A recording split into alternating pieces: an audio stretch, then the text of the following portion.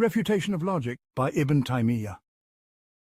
Translation by Muhammad Al-Amrani. In the name of God, the most compassionate, the most merciful. Issue: what is your esteemed opinion concerning the doctrine of the righteous predecessors, Salaf, in matters of belief, and how does it differ from the views of those who came later? Which of these two paths is deemed correct, and which of these doctrines do you yourselves adhere to? Furthermore, regarding the people of Hadith, al-Hadith, are they more entitled to truth than others? Are they the ones intended by the term the saved sect, al-Firqa al-Najiyah? Has there emerged after them knowledge unbeknownst to them, yet known to others? And what is your view on logic, mantiq? Is the one who claims it to be a communal obligation, fard kifaya, correct or mistaken in this assertion? Response: these inquiries, if expounded fully, could fill volumes, yet we shall touch upon their essence, and God is the one who grants success. God the Exalted has declared, and whoever opposes the messenger after guidance has become clear to him and follows a path other than that of the believers, we shall turn him to what he has turned to and drive him into hell. What an evil destination. Quran 4, 115. 1. Verily God has borne witness to the faith of the companions of his Prophet, may God's peace and blessings be upon him, and those who followed them in righteousness. Thus it is known with certainty that they are the ones intended by this noble verse. 2. God further proclaimed, the foremost among the emigrants and the helpers, and those who followed them in righteousness, God is pleased with them, and they are pleased with him. He has prepared for them gardens beneath which rivers flow, wherein they shall abide forever. That is the supreme triumph. Quran 9, 100. And he said, indeed God was pleased with the believers, until the end of the verse, Quran 48, 18. Since it is established that whoever follows a path other than theirs will be turned by God to what they have chosen and cast into hell, it follows that their way in matters of belief is to affirm the attributes and names of God, the Exalted, as he has described himself and named himself in his book and Revelation, or through the words of his messenger, without adding to them, diminishing them, transgressing their bounds, interpreting them, or distorting them in a manner contrary to their apparent meaning. Nor do they liken them to the attributes of created beings or the traits of the originated three. Rather, they let these descriptions pass as they have come, surrendering their knowledge to the one who spoke them and their meaning to the one who uttered them. Some among them, and it is narrated from Imam al-Shafi'i, have said, I believe in what has come from God according to God's intent, and in what has come from the messenger of God. May God's peace and blessings be upon him according to the intent of the messenger of God. 4. They knew that the one who spoke these words is truthful, beyond any doubt in his truthfulness, and so they affirmed them. Yet they did not know the true essence of their meaning, and thus they remained silent about what they did not comprehend. Each generation received this understanding from the one before it, and they counselled one another to adhere steadfastly to this path, to halt where their predecessors halted, and warned against overstepping their bounds or deviating from their way. 5. They have clarified for us their path and doctrine, and we pray that God makes us among those who follow their example in elucidating what they elucidated and in treading the path they trod. The proof that their doctrine is, as we have described, lies in the fact that they transmitted to us the glorious Quran and the narrations of the Messenger of God. May God's peace and blessings be upon him, with full acceptance, faith and submission, without doubt or suspicion regarding the truthfulness of the one who spoke them. They neither interpreted what pertains to the divine attributes, nor distorted them, nor likened them to the attributes of creation. Had they done so, it would have been transmitted to us, for it would be impermissible for such matters to be entirely concealed, as it is not allowable for there to be a collective agreement to suppress what must be conveyed and known. Such suppression would be as repugnant as colluding to transmit falsehood or engage in what is forbidden. Indeed, their restraint in this matter was so profound that whenever they encountered someone inquiring about ambiguous verses, mutashabihat, they would vehemently deter them, sometimes with stern words, sometimes with physical reprimand, and at other times with a disdainful turning away that signalled their intense aversion to such questions. 6. Thus, when it reached Umar, may God be pleased with him, that Sabig, 7, was inquiring about ambiguous matters, he prepared palm branches for him. 8. While Umar was delivering a sermon, Sabig stood and asked about the verses. By the winds that scatter dust, and those that bear heavy burdens. Quran 51, 1, 2, and what follows. Umar descended from the pulpit and asked, "What is your name?" He replied, "I am Abdullah Sabig." Umar responded, "And I am Abdullah Umar, uncover your head." When he did, Umar saw hair upon it and said, "Had I found you shaven, I would have struck the place of your eyes with a sword." 9. Then he ordered that Sabig be severely beaten and exiled to Basra, commanding the people there not to associate with him. Sabig became like a mangy camel. No gathering would he approach without the people dispersing, saying, "This is the decree of the commander of the faithful." This continued until he repented and swore by God that he no longer harboured what he once did in his heart. Only then did Umar permit association with him. When the Kharijites emerged, Sabik was told, "This is your time." But he replied, "No, the admonition of the righteous servant has benefited me." 10. Likewise, when Imam Malik ibn Anas, may God be pleased with him, was asked, "O Abu Abdullah," regarding the verse, "The Most Merciful has established himself upon the throne," Quran 25, how did he establish himself? Malik lowered his head, sweat beading on his brow, while the people awaited his response. Then he raised his head and said, "The establishment is not unknown, its manner is beyond comprehension, belief in it is obligatory, and questioning it is an innovation, bid'ah. I consider you a man of ill intent." He then ordered that the man be removed. 11. Whoever interprets establishment, istawa, as dominion, istila, has answered contrary to Malik's response and strayed from his path. This response of Malik, may God be pleased with him, regarding establishment suffices for all divine attributes such as descent, nuzul, coming, maji, hand, yad, face, wajh, and others. Thus it is said regarding descent, "Descent is known, its manner is unknown, belief in it is obligatory, and questioning it is an innovation." The same applies to all other attributes mentioned in the book and the Sunnah, as they are akin to establishment in their nature.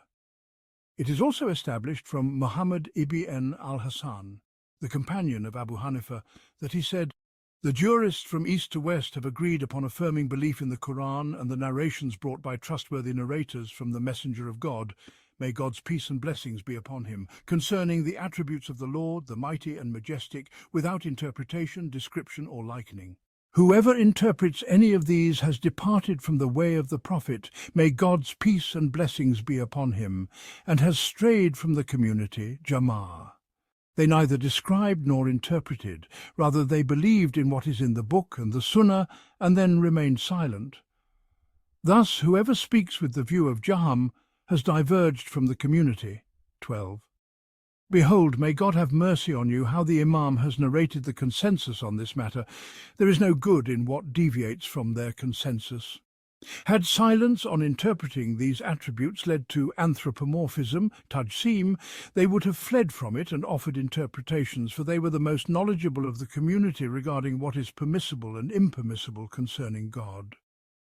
It is also established from Ismail ibn Abd al-Rahman al-Sabuni 13 that he said, "The people of Hadith, who adhere to the book and the Sunnah, know their Lord, blessed and exalted, by the attributes mentioned in his book and revelation, and as testified by his messenger through authentic narrations conveyed by trustworthy transmitters. They do not believe in likening his attributes to those of his creation, nor do they define their modality as the anthropomorphists, mushabiha, do, nor do they distort the words from their places as the Mu'tazila and Jamiyya do. God has protected the people of the Sunnah from distortion and definition, and has graced them with understanding and recognition, so they tread the path of pure monotheism, tawhid, and transcendence, tanzi, abandoning both negation, tatil, and likening, tashbih. They suffice with negating deficiencies through his words, the exalted. There is nothing like unto him, and he is the all-hearing, the all-seeing, Quran 42:11, and his statement, nor is there to him any equivalent, Quran 112:4-14. Sa'id ibn Jubayr said, what the veterans of Badr did not know is not part of the religion. 15. It is also narrated from Al-Rabi ibn Sulaiman that he asked Imam al-Shafi'i, may God have mercy on him, about the attributes of God, the exalted, to which he replied, it is forbidden for intellects to represent God, for imaginations to limit him, for conjectures to define him, for souls to ponder him, for consciences to delve into him, for thoughts to encompass him, and for minds to comprehend him, except as he has described himself, or as conveyed through the tongue of his prophet, upon whom be peace and blessings. 16. From Al-Hasan al-Basri it is reported that he said, Mutarif 17 spoke upon these wooden planks with words neither uttered before nor after. They asked, what were they, O Abu Sa'id? He replied, praise be to God from whose faith comes ignorance of all but what he has described himself with. 18. Sunan also said, part of knowing God is silence regarding all but what he has described himself with. 19. From Al-Humaydi, Abu Bakr Abdullah ibn al-Zubayr, it is narrated that he said, the foundations of the Sunnah include, and what the Quran and Hadith mention, such as the Jews say God's hand is chained, Quran 5:64, and the heavens will be folded in his right hand, Quran 39:67, and similar verses from the Quran and Hadith. We neither add to them nor interpret them. We stop where the Quran and Sunnah stop, and we say, the most merciful has established himself upon the throne, Quran 25. Whoever claims otherwise is a negator, mu'atil, a Jahmite, 20. Thus, the doctrine of the Salaf, may God's pleasure be upon them, is to affirm the attributes, to take them upon their apparent meaning, and to negate any modality, kafir, for them, for discourse on the attributes is a branch of discourse on the essence, dat. Affirming the essence is an affirmation of existence, not of modality, and so too is the affirmation of the attributes. Upon this path did all the Salaf proceed. 21. Were we to recount all that we have encountered of the Salaf's statements on this, we would stray from the intent of this response. For one whose aim is truth and the clarification of what is right, what we have presented suffices. But for one whose aim is disputation, idle talk and obstinacy, prolongation will only lead further from the straight path, and God is the one who grants success. What we have claimed regarding the doctrine of the Salaf, may God's pleasure be upon them, has been established through what we have collectively and individually narrated from them, as well as the acknowledgement of the scholars of transmission, none of whom, to my knowledge, have differed on this matter. Indeed, I have been informed that even among the prominent figures of those who incline toward interpretation, ta'wil, of these verses and narrations, there is an admission that the doctrine of the Salaf is as we have stated. I have seen this in the writings of one of their scholars, who said, our companions differed concerning the narrations of the attributes. Some let them pass as they came without interpretation or distortion, while negating likening, and this is the doctrine of the Salaf. Thus, consensus on the correctness of what we have stated has been achieved, even through the words of the disputant. Praise be to God. 22. How beautiful is the statement of Abdul Aziz ibn Abdullah ibn Abi Salama, 23, who said, hold fast to the Sunnah, for it is by God's permission your protection. The Sunnah was established to be followed and to be sufficed with. It was laid down by those who knew the error, folly, and overstepping inherent in opposing it. Be content for yourself with what they were content with for themselves, for they halted upon knowledge, and with penetrating insight they refrained. They were more capable of unveiling its truths, and more entitled to any virtue, if there were any, in delving into it. They were the forerunners, and they were informed by their prophet of the disagreements that would arise after the first 3 generations. If guidance lies in what you follow, then you have outstripped them to it. And if you say that something new emerged after them, it was only introduced by those who followed a path other than theirs, preferred their own whims over them, and chose the fabrications of their minds over what they received from their prophet and what was passed down by those who followed them in righteousness. They described of it what suffices and spoke of it what heals. Those below them fall short, and those above them exceed. Some fell short of them and became harsh, while others overreached and went to extremes. Yet they, between these two, are upon a straight path of guidance. 24. Section as for their being, meaning the Salaf and the people of Hadith, more knowledgeable and wiser than those who came after them, and that their opponents are more deserving of ignorance and triviality, we shall elucidate this through rational analogy, without relying solely on faith in the messenger, as God said, "We will show them our signs in the horizons and within themselves, until it becomes clear to them that it is the truth." Quran 41:53. He informed us that he would show them visible, witnessed signs until it becomes evident that the Quran is truth. Then he said, "Is it not enough that your Lord is over all things a witness?" Quran 41:53, meaning through God's testimony and report in the Quran. We say, it is evident that the people of Hadith share with every faction the qualities of perfection they claim, while distinguishing themselves with what others lack.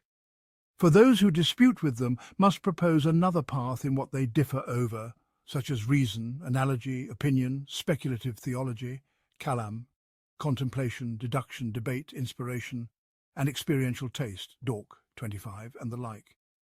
Yet all these paths, in their purest and most refined forms, belong to the people of Hadith.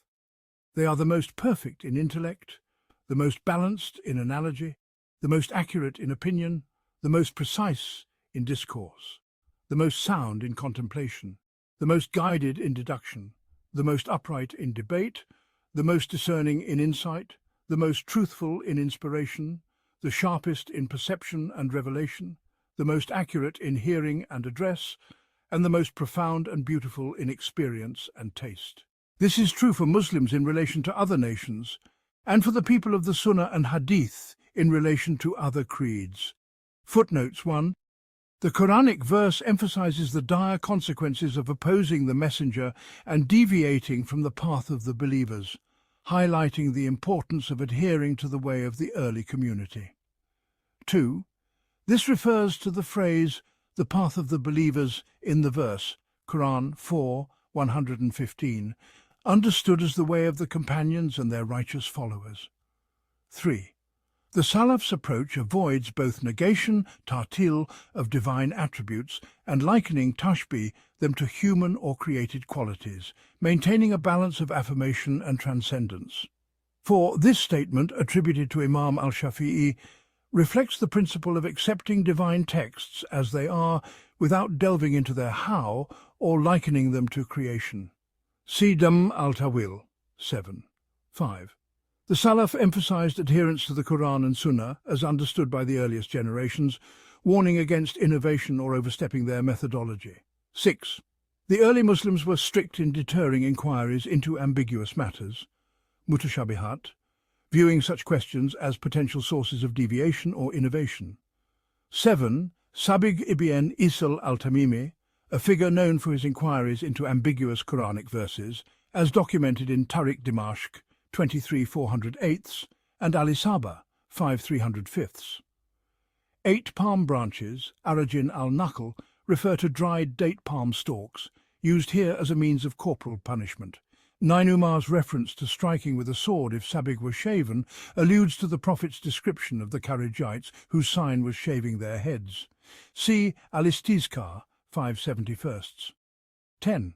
This incident, recorded in Dam al-Tawil 10 and other sources, illustrates Umar's sternness in protecting the community from speculative inquiries that could lead to deviation. 11. Imam Malik's response, recorded in Dam al-Tawil 11 and Al-Asma wa al-Sifat 867 by al-Bayhaqi, exemplifies the Salaf's approach to divine attributes, affirming them without questioning their modality. 12.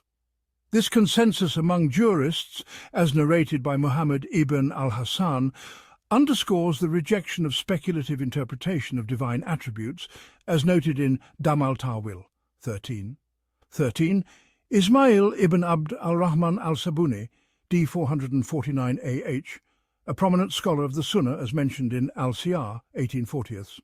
14.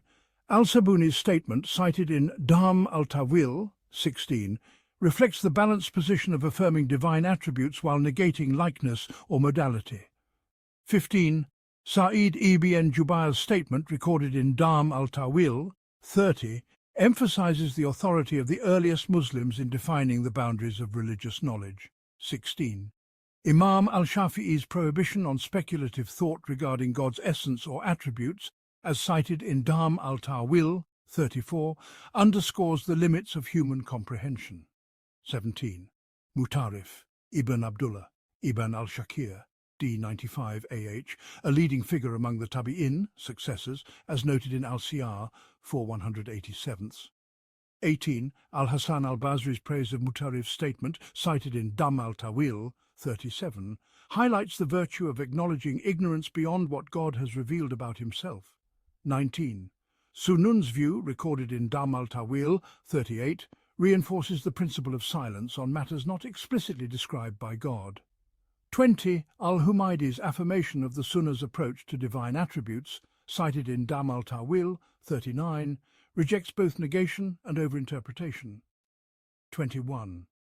The Salaf's unified stance on affirming divine attributes without delving into modality is a cornerstone of their theology, as noted in Dam al-Tawil 40. 22. The acknowledgement by even those inclined to interpretation, Tawil of the Salaf's position, as cited in Dam al-Tawil 48, strengthens the claim of consensus. 23. Abd al-Aziz ibn Abdullah ibn Abi Salama al-Majishun, d. 164 AH, a renowned Medinan jurist and scholar. 24. This eloquent advice, attributed to Abd al-Aziz, often narrated from Umar ibn Abd al-Aziz, recorded in Dam al-Tawil 67, extols the virtues of following the Sunnah and warns against innovation or excess. 25. Terms like mantiq, logic, qiyas, analogy, kalam, speculative theology, dork, taste, and wajd, ecstasy, refer to various methodologies and experiences claimed by different groups. The text argues that the people of Hadith encompass the best of all these approaches, as elaborated in sources like Al-Safadiyya, 135th, and Majmu al-Fatawa, 1165. 26. In the realm of divine knowledge, there exist extraordinary unveilings and intimate discourses, phenomena that transcend the ordinary bounds of human perception. These are the gifts bestowed upon a servant, enabling him to hear what others cannot hear, to behold what remains unseen by others, whether in wakefulness or in the realm of dreams, through the eye of the body or the vision of the heart, and to know what others remain ignorant of through divine inspiration. Such hearing is termed address, mukhatabah. Such seeing is named witnessing, mushahada, or beholding, shuhud, and such knowing is called unveiling, mukashafa. Yet in all these experiences there lies both truth and falsehood, for the path of the unseen is fraught with subtleties and deceptions. Refer to Al-Safadiyya, 135th, Bayan Talbis al-Jamiyya, 591st, Majmu al-Fatawa, 1165, 205, 313, 582, 5251, 254, and Jami al-Masail, 457. Then there are the states of finding, wajd, and tasting, dork, those profound experiences that a servant discovers within his heart and savours through spiritual unveilings and inner states. As for finding, its most potent catalyst among the Sufis is the act of sacred listening, sama, a resonance that stirs the soul to ecstasy. As for tasting, it emerges from the divine self-disclosure, tajalli, to the heart, an illumination that quenches the thirst of the spirit. Both of these states are rooted in the depths of the soul, in the currents of love and longing that flow within. Every lover indeed possesses a taste and a finding proportionate to the intensity of his love and inclination. Yet let it be known that whatever of these experiences lacks the testimony of the book and the sunnah is but misguidance, a wandering from the straight path. Refer to Ihya, Ulum al-Din 268, Al-Istiqamah 199th, 251, 391 to 163, Al-Rad ala al-Shadhili 105, Majmu al-Fatawa 454, 478, 10169, and Jami al-Masail 123. Whoever surveys the conditions of the world shall find that the Muslims possess the sharpest and most resolute intellects. 1. For in a brief span they attain from the truths of knowledge and deeds manifold what others achieve only over centuries and generations. Likewise, the adherents of the Sunnah and Hadith are distinguished by this very quality too, for the belief in unshakable truth fortifies perception and rectifies it. As the Almighty has declared, and those who are guided, He increases them in guidance, Muhammad 17, and further, and if they had done what they were exhorted to do, it would have been better for them and a firmer support, 66, and then we would have given them from ourselves a great reward, 67, and we would have guided them to a straight path, An-Nisa 66.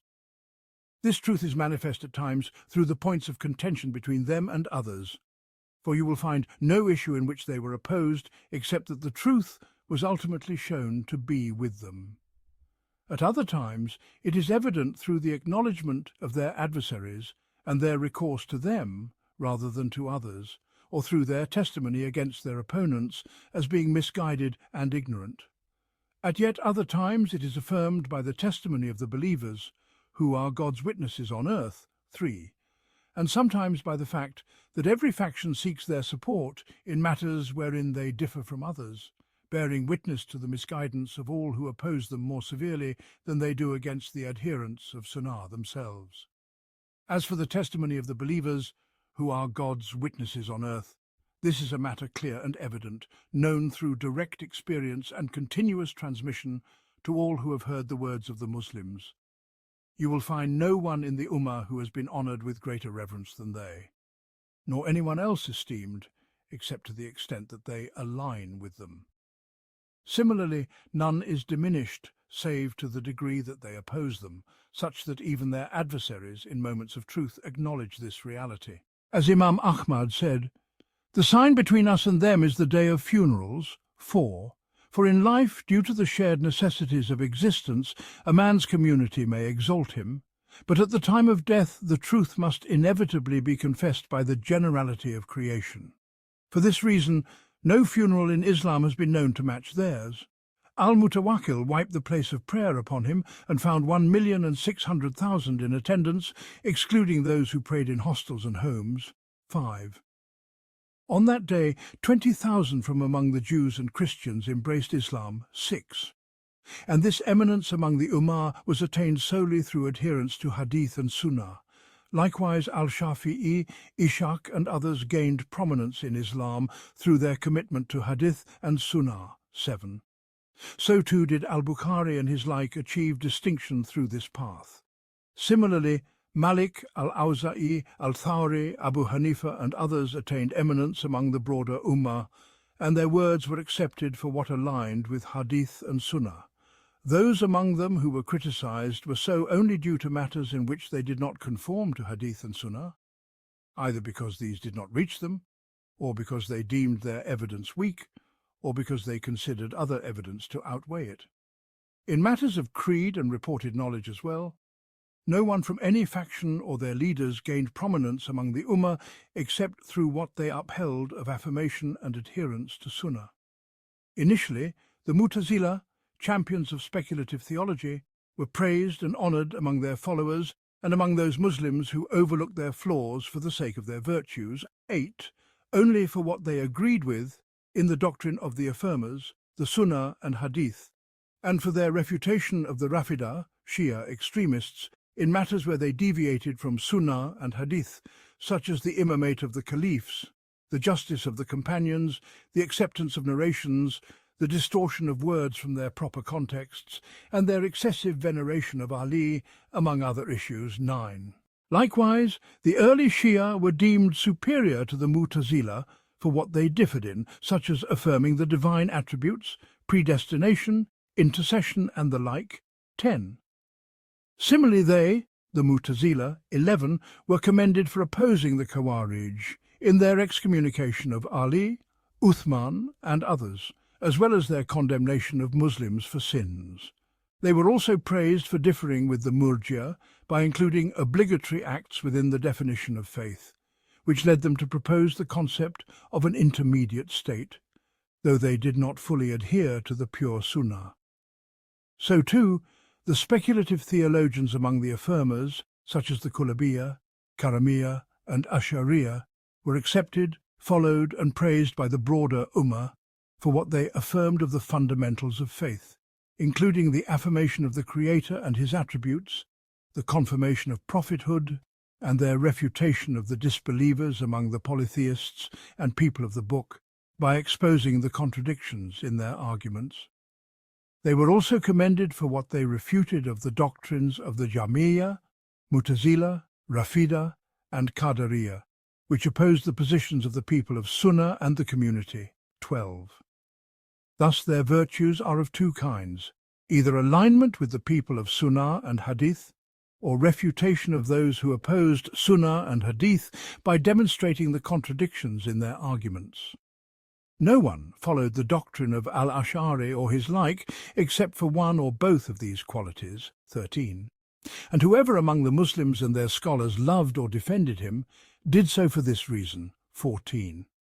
As for the authors who in their virtues defended against criticism and curses directed at him, such as al-Bayhaqi, Abu al-Qasim al-Kushairi, and Ibn Asakir of Damascus, 15, they argued in his favour only by citing what he said that aligned with the statements of the people of Sunnah and Hadith, or what he refuted of the sayings of their adversaries.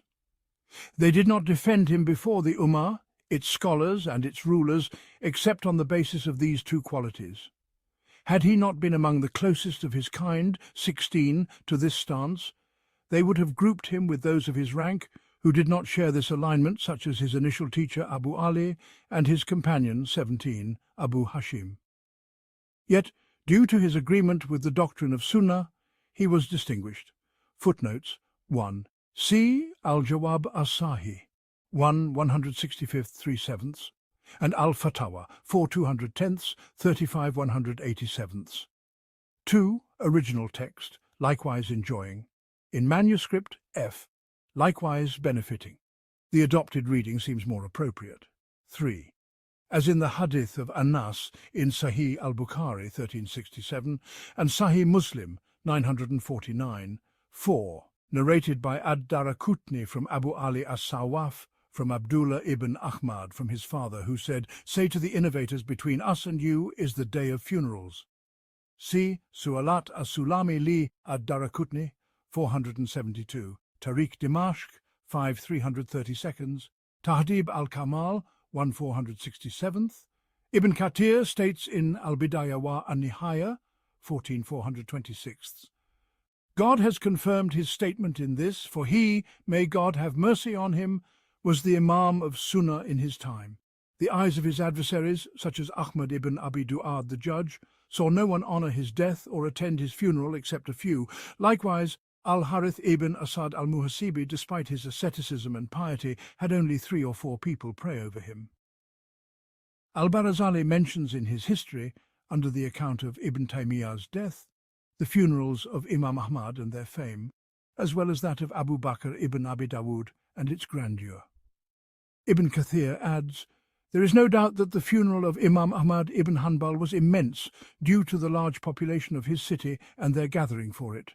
Shaykh Taqi ad-Din ibn Taymiyyah, may God have mercy on him, passed away in his city of Damascus, whose population is not a tenth of Baghdad's.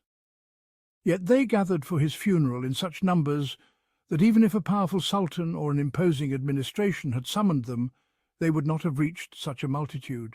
This, despite the fact that he died imprisoned in the citadel by order of the sultan, and many jurists spoke of him in ways that repelled people of various faiths. See Al-Bidayah wa An-Nihaya, 18 299. 5. See Taqdimat al-Jar wa at-Tadil by Ibn Abi Hatim, 312. Manaqib al-Imam Ahmad by Ibn al-Jawzi, 557. 6. Ad-Dhahabi remarks, "This is a rejected narration. I know of no one who transmitted it except this al-Wakani. Reason deems it implausible that such an event would occur in Baghdad without being narrated by a group whose zeal and motives would compel them to report far lesser incidents. By God, if even 10 souls had embraced Islam on the day of his death, it would have been significant, and it should have been narrated by at least 10 individuals." See Tariq al-Islam, 5/1068, Siyar Alam an-Nubala, 11/343. 7. Original text, except by following the people of Hadith and Sunnah. The adopted reading is more fitting. 8. Manuscript T. Among the Muslims. This is incorrect. 9. See Majmu al-Fatawa, 1397, Minhaj as-Sunnah, 4/135. As for other aspects of creed concerning monotheism, attributes and predestination, the later Shia adopted these from the Mu'tazila, who were their teachers in monotheism and justice. See Minhaj as-Sunnah, 2/369, Bayan Talbis al-Jahmiyyah, 1/291. 10. See Minhaj as-Sunnah, 1/128, 465, 3/139, 8/6. Bayan Talbis al-Jahmiyyah, 1/290, 3/109, 520. 11. That is the Mu'tazila. 12. See Dar Ta'arud, 2/102, 8/275. Shah al-Isfahaniyah, 467, 639, as-Safadiyah, 1/270, Majmu al-Fatawa, 5/558, 1399. 13. As in the original text, the standard form would be both of them. I have refrained from altering the text, as I found this usage in several of the author's works, some in his own handwriting, as in Jami al-Masail, 8/112, and others in published manuscripts consistent in this form, as in Iqtida as-Sirat al-Mustaqim, 1/344, 425, and elsewhere.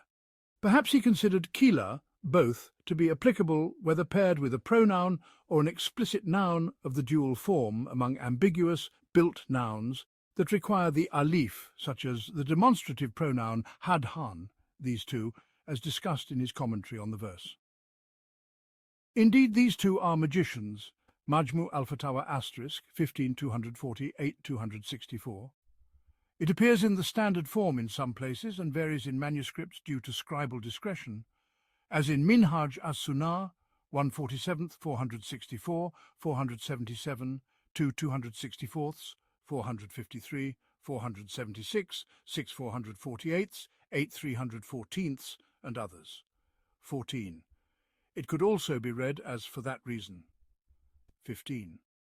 Al-Bayhaqi wrote a letter to Amid al-Mulk al-Kundari, the vizier of Emir Tughrul Beg the Seljuk, when the latter ordered the cursing of innovators from the pulpits in the year 445 AH, and some sought to include al-Ash'ari among them.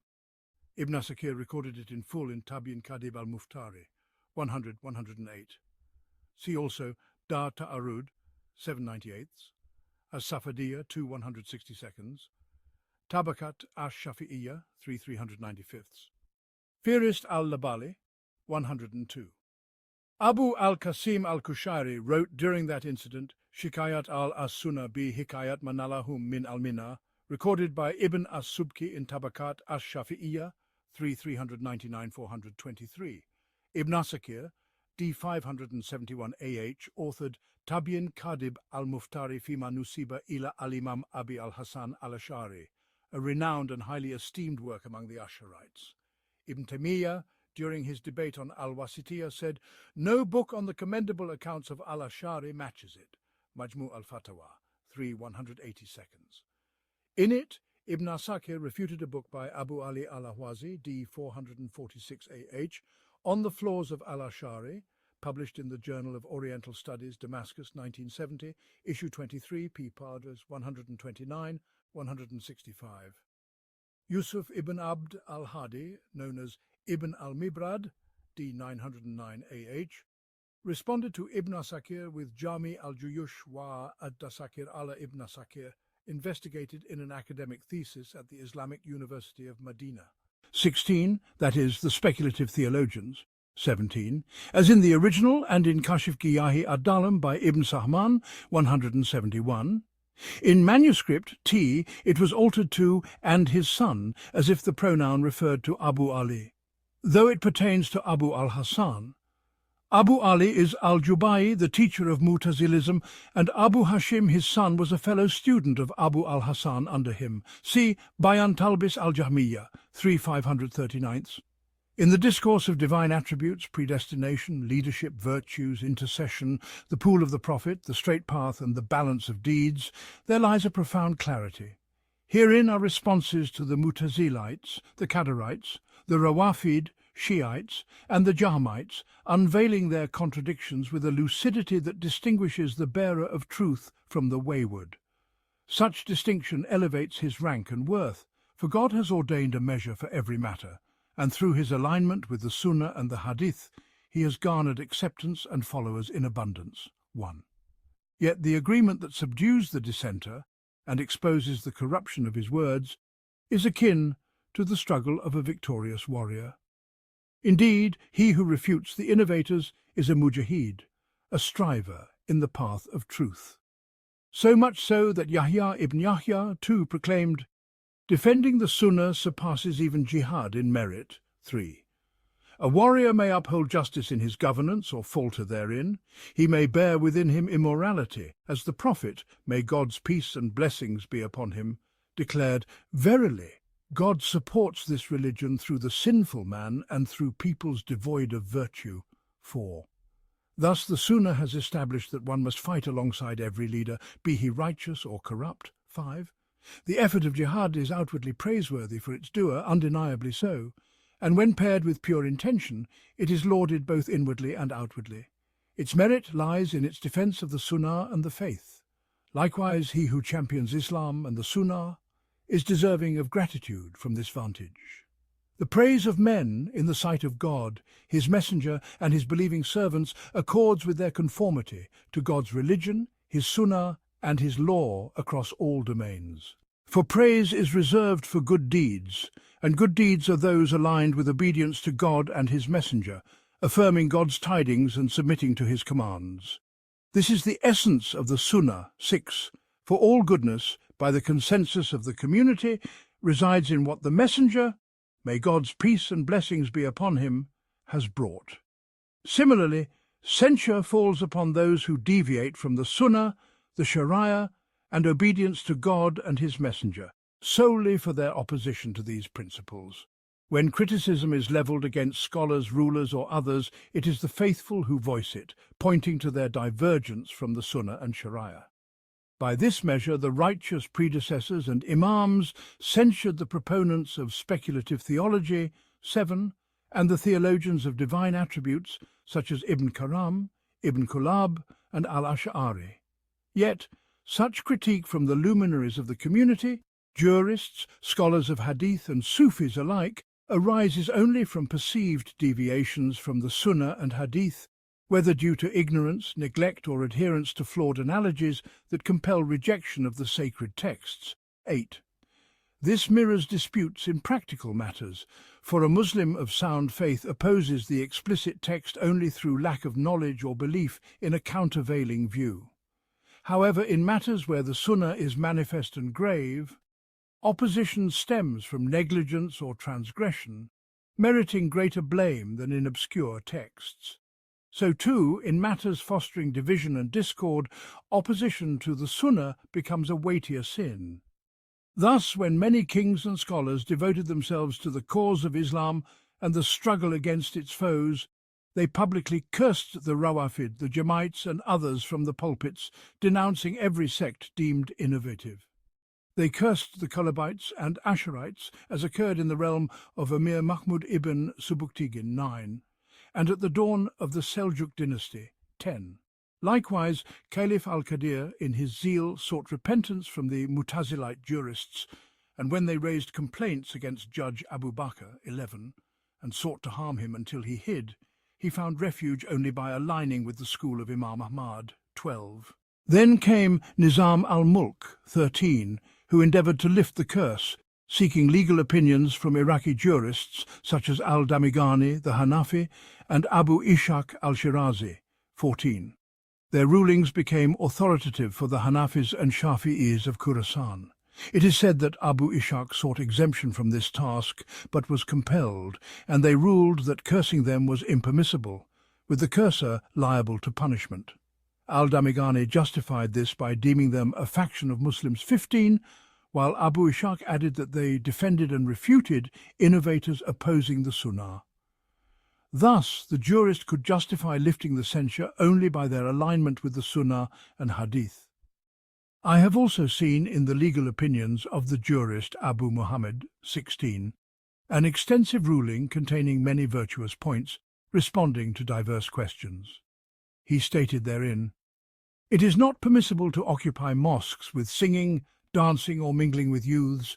The perpetrator must face severe deterrent punishment. As for wearing rings, bracelets, chains or shackles, or adorning with iron or copper rings, this is innovation and ostentation. The worst of matters are newly invented, and such are for them in this world, 17, as they are the garb of the denizens of hell, 18, and for them in the hereafter if they die in this state. Prostration to any save God, whether living or dead, is forbidden, as is kissing graves. The doer must be punished. Whoever curses a Muslim shall face severe chastisement, for a believer is not a curser, 19, and how near is the curse to return upon him. Prayer near graves is unlawful, as is walking upon them by men or women, 20, nor should they be made places of prayer, for God's wrath intensifies upon a people who take the graves of their prophets as mosques, 21. As for cursing the scholarly imams of the Asharites, whoever does so shall be punished, and the curse shall recoil upon him. For cursing one unworthy of it brings the curse upon the curser. Scholars are defenders of the branches of faith, and the Asharites are champions of its foundations. As for their entry into fires, 22, for those who do not cling to the Quran, it is a trial for them and a misguidance for those who witness it, 23. Just as people are beguiled by what manifests at the hands of the Antichrist. Whatever extraordinary feat appears through one's hands must be weighed by the scale of Sharia. If it accords with uprightness, it is a miracle of grace. If not, it is a trial, as with what appears through the Antichrist, reviving the dead or displaying his paradise and fire. God misleads through such displays those without virtue. But he who adheres to the noble Sharia, even if he sees one of these fly in the air or walk on water, knows it to be a trial for the servants. So ends his ruling. Thus the jurist Abu Muhammad forbade cursing and ordered punishment for the curser due to their defense of the faith's foundations, which, as we have said, is their alignment with the Quran, Sunnah and Hadith, and their refutation of those who oppose these. Hence Sheikh Abu Ishaq, 24, said the Asharites gained prominence among people by affiliating with the Hanbalites, a truth evident in their works and those of their leading imams before the Qushayri fitna in Baghdad, 25. For this reason, Abu al-Qasim ibn Asakir, in his biography, 26, stated, "The Hanbalites and Asharites were united in ancient times, inseparable until the fitna of Ibn al-Qushayri arose. Even after and before this discord, you find none praising al-Ash'ari, save for his conformity to the Sunnah and Hadith, and none censuring him, save for divergence therefrom. This is a consensus among all factions on the veneration of the Sunnah and Hadith, their united testimony that truth lies therein. Thus, among them, the one most aligned with the Imams of Sunnah and Hadith is the most revered.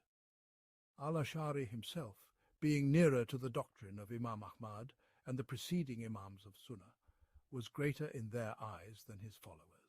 Judge Abu Bakr al-Bakilani, being closest to this path, was more esteemed than others. As for figures like Ustad Abu al-Ma'ali and Abu Hamid, 27, who diverged from his principles in places, 28, they are honoured only for their agreement with the Sunnah and Hadith, much of which they adopted from the Shafi'i school in jurisprudence, aligning with the Sunnah and Hadith, and for what they upheld in principles concordant with these, and their rejection of what opposes them. By this measure they claim and are attributed to the Sunnah, otherwise such attribution would be invalid. In the early days of the Seljuk state, the Rawafid and Karamita, both their scholars and rulers, gained strength, dominating the Levant and Iraq, expelling Caliph al-Qaim from Baghdad to Tikrit and imprisoning him during the infamous Fitna of al-Basasiri, 29. Then came the Seljuks, defeating them, reclaiming the Levant and Iraq, subduing them in Khorasan, and confining them to Egypt. In their era, there were ministers like Nizam al-Mulk and scholars like Abu al-Ma'ali, 30, who, by upholding the Sunnah and refuting the innovations of these and others, earned a lofty station among the community proportional to their efforts. Likewise, later followers of Malik, who aligned with him, 31, such as Abu al-Walid al-Baji and Judge Abu Bakr ibn al-Arabi, are venerated only for their conformity to the Sunnah and Hadith. As for earlier luminaries like Ibn Habib and Ibn Sanun, 32, their approach differs. Similarly, Abu Muhammad ibn Hazm, in his works on sects and creeds, is commended for aligning with the Sunnah and Hadith, as in his discussions on predestination and deferral of judgment, irja and the like, unlike his unique stance on the superiority among the companions, 33. In matters of divine attributes, he is praised for adhering to the people of Sunnah and Hadith, affirming authentic narrations, venerating the righteous predecessors and Imams of Hadith, and claiming alignment with Imam Ahmad on the issue of the Quran, 34, and others. Undoubtedly, he concurs with them in some aspects, though al-Ash'ari and his ilk exhibit greater alignment with Imam Ahmad ibn Hanbal and preceding Imams on the Quran and attributes.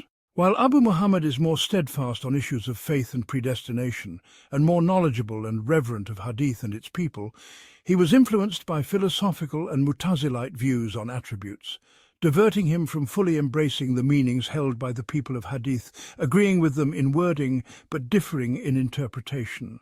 By such measures, those who censure him among jurists, theologians and Hadith scholars do so for adhering to outward forms without inner substance, as in his denial of meanings in commands, prohibitions and derivations, and his rejection of breaches of natural order, such as the miracles of saints, 35, compounded by his attacks on great figures, excessive denial of meanings and claims of following apparent texts.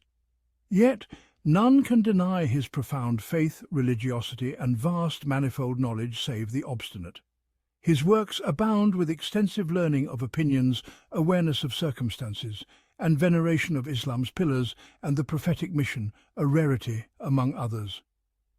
In matters involving Hadith, his stance often holds clear precedence. His discernment between authentic and weak narrations and knowledge of the predecessors' sayings is seldom matched among jurists, 36. The veneration of the community's imams and its general folk, 37, for the Sunnah, Hadith and their adherents in both principles and branches, in words and deeds, is too vast to enumerate here. You find that whenever Islam and faith shine forth and grow strong, the Sunnah and its people become more manifest and powerful. When disbelief or hypocrisy emerges, innovations arise accordingly. In the eras of al-Mahdi, al-Rashid and their like, rulers who exalted Islam and faith, warring against its enemies among disbelievers and hypocrites, the people of Sunnah were stronger and more numerous, while innovators were humbled and diminished. For al-Mahdi slew countless hypocrites and heretics, known only to God, and al-Rashid was frequent in jihad and pilgrimage, 38.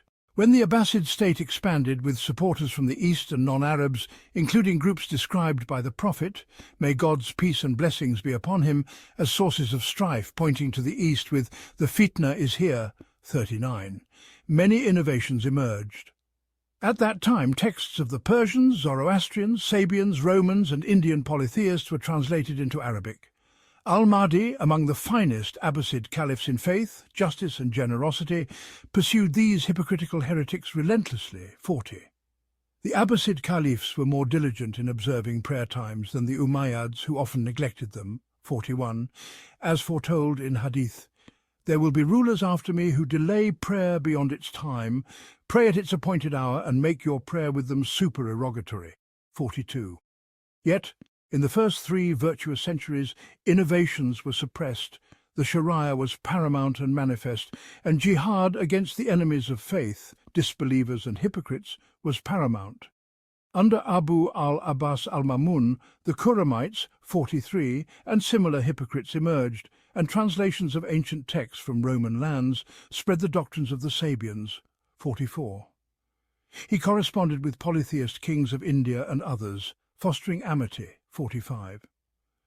As disbelief and hypocrisy grew among Muslims and the strength of polytheists and people of the book increased, so too did the dominance of the Jahmites, Rawafid and other misguided factions, alongside the elevation of Sabians and philosophers.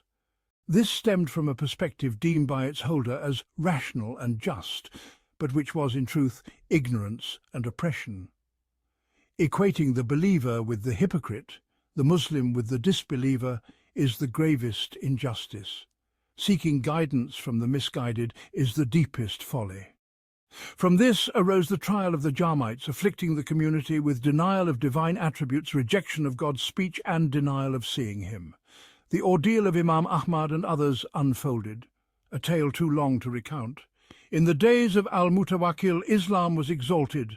The people of the covenant were bound by the Umari stipulations and humbled, 46, strengthening the Sunnah and the community, while the Jahmites, Rawafid and their ilk were subdued.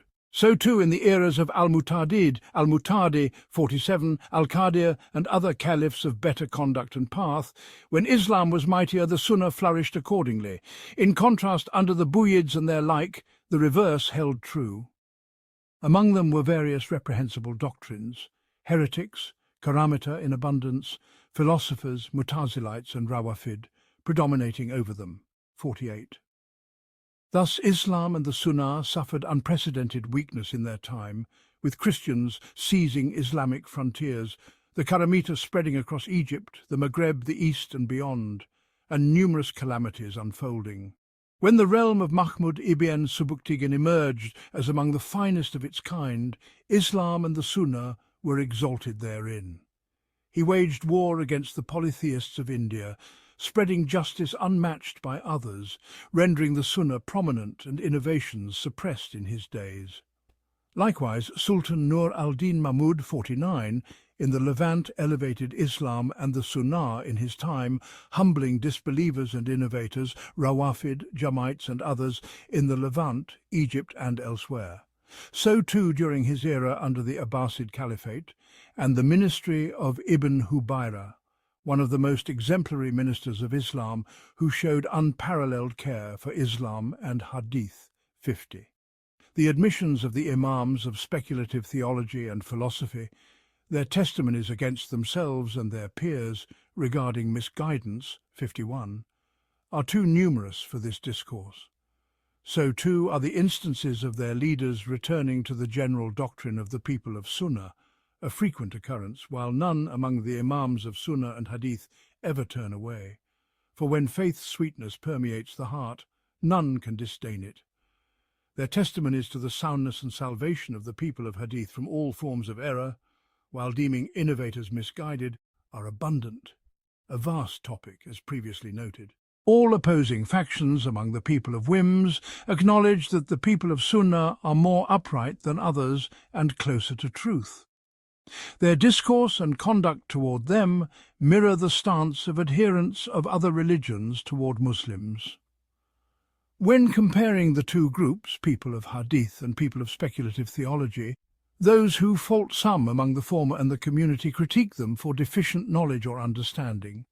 The first fault lies in citing weak or fabricated narrations and unsuitable reports for evidence. The second, in failing to grasp the meanings of authentic narrations, sometimes voicing contradictory views without finding resolution. The matter hinges on 2 points, either adding unbeneficial statements presumed useful, like fabricated narrations, or beneficial statements misunderstood. Following Hadith requires, first, its authenticity, and second, comprehension of its meaning, akin to following the Quran. Deficiency arises from neglecting either prerequisite, and those who criticize them do so on these grounds. Footnotes 1. See Shar al-Isbahaniya, pp. 374, 378, 384, al-Tisiniya, p. 1034, and Majmu al-Fatawa, 3 228, 5 556, 12 204. 2. Al-Tamimi al-Naisaburi, the Imam and scholar of Khurasan, d. 226 AH. C. Al-Siyah, 10,512. 3. Narrated by Abu Ismail al-Ansari al-Harawi in Dam al-Kalam, p. 1089. 4. These are two separate narrations. The first is reported by Al-Bukhari, 3062, and Muslim, 111. The second by Al-Nasa'i in Al-Kubra, 8885, authenticated by Ibn Hibban, 4517, and Al-Iraqi in Al-Mughni and Haml al-Asfar, 133rd to 937th. 5. Narrated by Abu Dawud, 2533, with a chain containing a disconnection between Makul and Abu Huraira, supported by a narration from Anas in Abu Dawud, 2532, with weakness in its chain. No narration in this matter is firmly established, though practice aligns with it. See Sunan al-Darakutni, 2403, Al-Duafa by Al-Yukaili, 418, Al-Badr al-Munir, 4456, and Al-Irwa, 2304. 6. As in the original text. 7. Original text. Li'al al-Kalam. The amendment to al-Kalam is deemed more accurate. 8. Meaning they may establish an analogy that necessitates rejecting aspects of the Sunnah. T9. Al-Ghaznawi, conqueror of India, d. to 421 AH, a lover of Islam and the Sunnah, among the finest rulers of the East in faith, intellect, religion, jihad, and governance. See Bayan Talbis al-Jamiyah, 4268-274, for his cursing of the Asherites. See Usul Itikad al-Sunnah by al-Lalakai, 1333, and Dam al-Kalam by Abu Ismail al-Ansari al-Harawi, 5430. 10. As mentioned earlier, p. 20. 11. Original text, Wanahuhu, the amendment to Wadamuhu, is deemed closer to accuracy. Judge Abu Bakr is al-Bakilani, Muhammad ibn al-Tayyib, the speculative theologian, d. 403 AH. 12. C. Al-Safdiyya, 160, Shar al-Isbahaniya, 244, Al-Tisiniyya, 882, Dar al-Ta'arud, 298, and Bayan Talbis al-Jamiyah, 182. 13. Nizam al-Mulk, d. 585 AH, who assumed the vizierate after al-Kunduri, the instigator of strife, and was a great supporter of the Asherites, founding the Nizamiyya schools for them. See Tabakat al-Shafi'iyah, 393, 4309, 14. See Tabiin Khatib al-Muftari, 332, and Tabakat al-Shafi'iyah, 375. 15. The author mentions in Al-Tisiniyah, 891, that this ruling was written during the fitna of Ibn al-Qushayri, mentioned later, p. 27. 16. Al-Iz ibn Abd al-Salam, as the author refers to and describes him in his works, explicitly named later, p. 92, and referenced in various places, pp. 218, 220, 224, 225, 231, with discussion of parts of his treatise Al-Milha, pp. 206, 232. See Al-Tisiniyah, 951, and Majmu al-Fatawa, 1347th, 131st, 2783rd. This specific ruling is not found in his published Egyptian or Mosul fatwas, nor in his manuscript Al-Ajwiba al-Katiya li Hujaj al-Husum li Lasila al-Waqi'a fi al-Ulum. Dr. Safar al-Hawali in Manhaj al-Ashaira fi al-Aqidah, 10, suggests it refers to Abu Muhammad al-Juwayni, father of Imam al-Haramain Abu al-Ma'ali, but this is incorrect, as the author later states, p. 131. Abu Muhammad followed the method of Abu al-Ma'ali in his jurisprudence and theology. Al-Iz is known for an abridgment of Abu al-Ma'ali's Nihayat al-Matlab, recently published in 1437 AH. 17. As in the original, with some contextual omission. 18.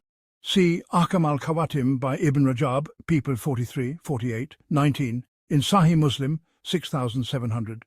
It is not fitting for a truthful one to be a cursor.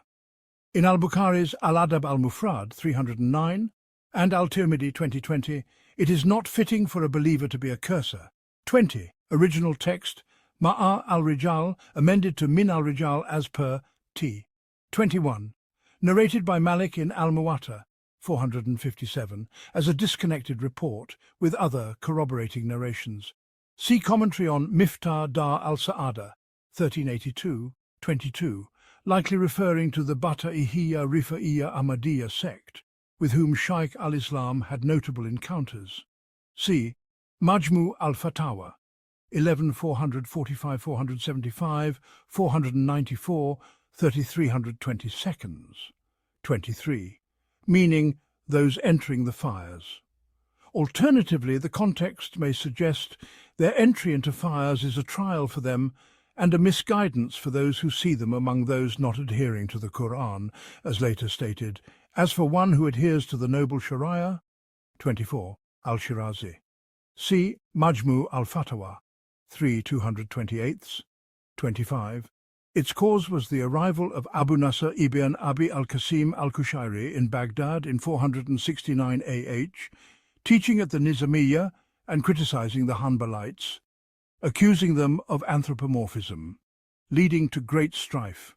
See Al-Muntazam, 16181, 17190, Tariq al-Islam, 10151, Al-Bidiyah wal-Nihaya, 1659, and Duyul Tabakat al-Hanabila, 139th.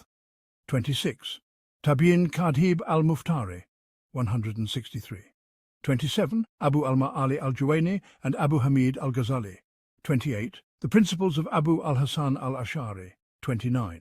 In 450 AH, see Tariq al-Islam, 9616, and Al-Bidayah wal-Nihaya, 15755. 30. See Jami al-Masail, 5395. 31. Meaning Abu al-Hasan al-Ash'ari, 32. Abd al-Malik ibn Habib, d. 238 AH, and Muhammad ibn Sarnun, d. 256 AH, Imams of the Sunnah among the Malikites, authoritative in religion known for affirming divine attributes. See Al-Tisiniyya, 203, 33. He held that the Prophet's wives, may God's peace and blessings be upon him, were superior to all companions. See Al-Durra fi ma yajib itikaduhu, 365. Al-Mahala, 165th, and Majmu al-Fatawa, 4395th. 34. In the margin of the original at this point, see his statement. He claims alignment with Imam Ahmad on the issue of the Quran. It appears he's in utmost opposition, and the view attributed to him on the Quran is false, stating it is fourfold: the recited, the written in Uthmanic script, the memorized in hearts all created, and the fourth the eternal meaning, each termed Quran. This contradicts Imam Ahmad's view, which is that of the Salaf. For Ibn Hazm's stance on the Quran, see his works: Al-Mahalla, 132nd 52, 6285, Al-Durra, 218, Al-Fasl, 3/4, and Al-Usul wal-Furu, 317. 35. Original text, Min Ibadat al-Kulub, likely a scribal error. The intended meaning, as amended, is miracles of saints. Ibn Hazm viewed magic as illusion without reality, incapable of altering essence or nature, as breaching natural order to him was a prophetic miracle. If valid for non-prophets, there would be no distinction between prophet and others, hence his denial of saints' miracles. See Al-Durra, 192, 197, Al-Fasl, 2/5, Al-Mahalla, 136th, Al-Usul wal-Furu, 241, and Al-Nubuwat by the author, 130, 214, 1031. 36. This is among the most significant discussions by Ibn Taymiyyah on Ibn Hazm. See Dar al-Ta'arud, 2/19, 5 250, Minhaj al-Sunnah, 584, Shah al-Isbahaniyya, 514, 517, Al-Rad ala al-Shadhili, 199, and Al-Rad ala al-Mantikiyin, 131. 37. T. Wa awamiha, an error. The original wa umumiha is retained. 38. See Minhaj al-Sunnah, 8 240. 39. Pointing with his hand toward the east, narrated by al-Bukhari, 3279, and Muslim, 2905. C. Bayan Talbis al-Jamiyya, 1/16, 17, and Majmu al-Fatawa, 446. 40. Original text, Kadalika, amended to Litalika as more contextually fitting. 41. C. Minhaj al-Sunnah, 8 237, 239. 42. Narrated by Muslim, 648, and Ahmad, 21417. 43. A sect of the Batiniya, followers of Babak al-Qurami, killed by al-Mutasim in 223 AH. C. Al-Faq Bain al-Firaq, 251. Bayan Talbis al-Jamiyya, 2473, Dar al-Ta'arud, 5185, Majmu al-Fatawa, 28483, and Jami al-Masail, 541. 44. See Al-Rad, Ala al-Mantikiyin, 374, and Majmu al-Fatawa, 284, 1231.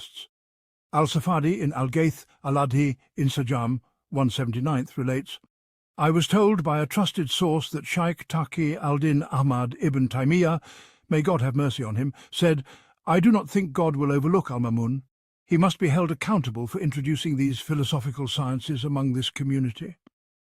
Earlier, al-Juwayni in Ghiyath al-Umam, 283, stated, after mentioning al-Mamun's actions, if I said he is answerable for the consequences of innovations and misguidances in the most terrifying station on the Day of Judgment, I would not be overstepping. 45.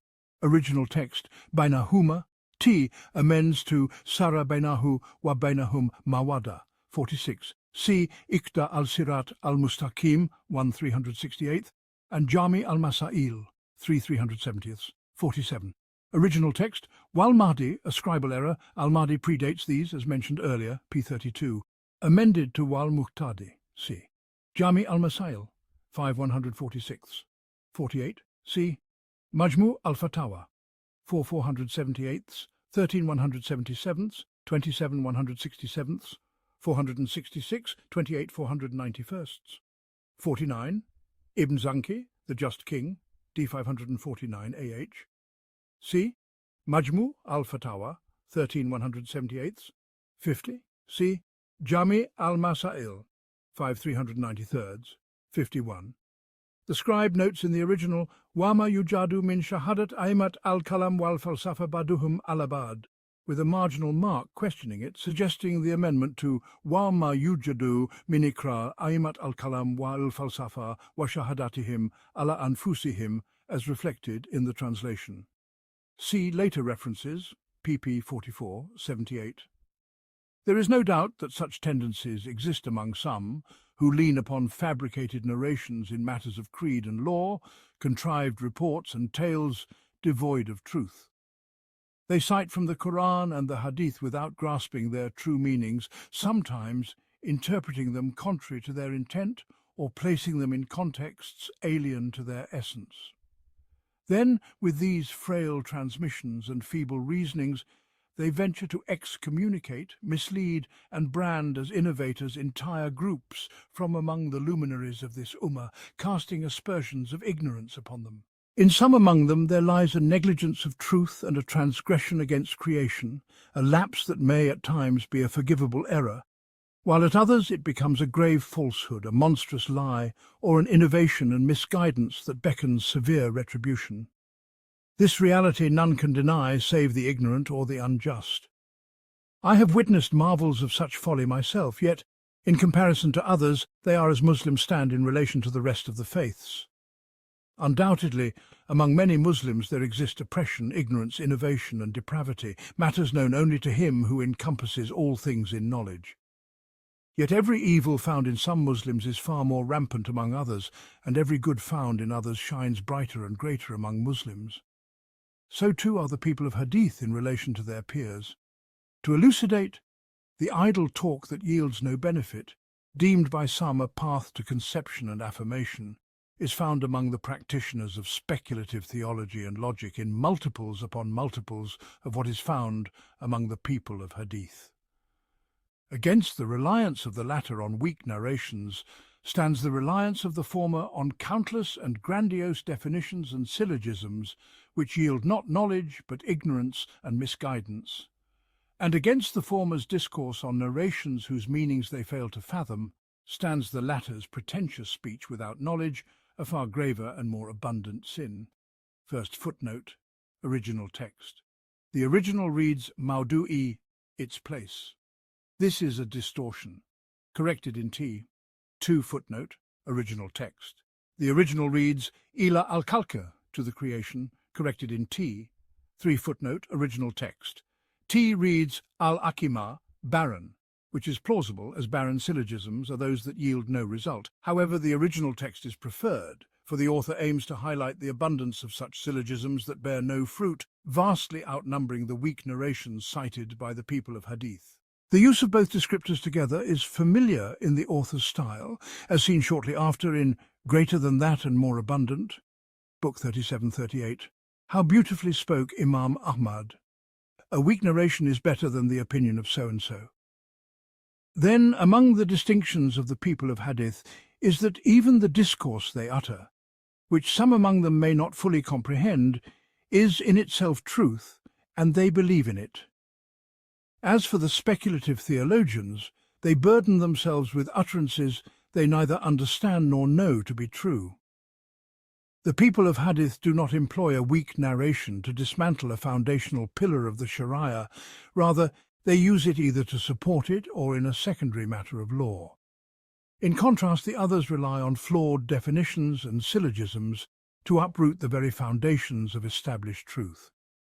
When this is understood, know that God, the Exalted, spoke of the followers of leaders in power and knowledge who opposed the messengers, and when their messengers came to them with all evidence of the truth, they rejoiced in what they already had of knowledge.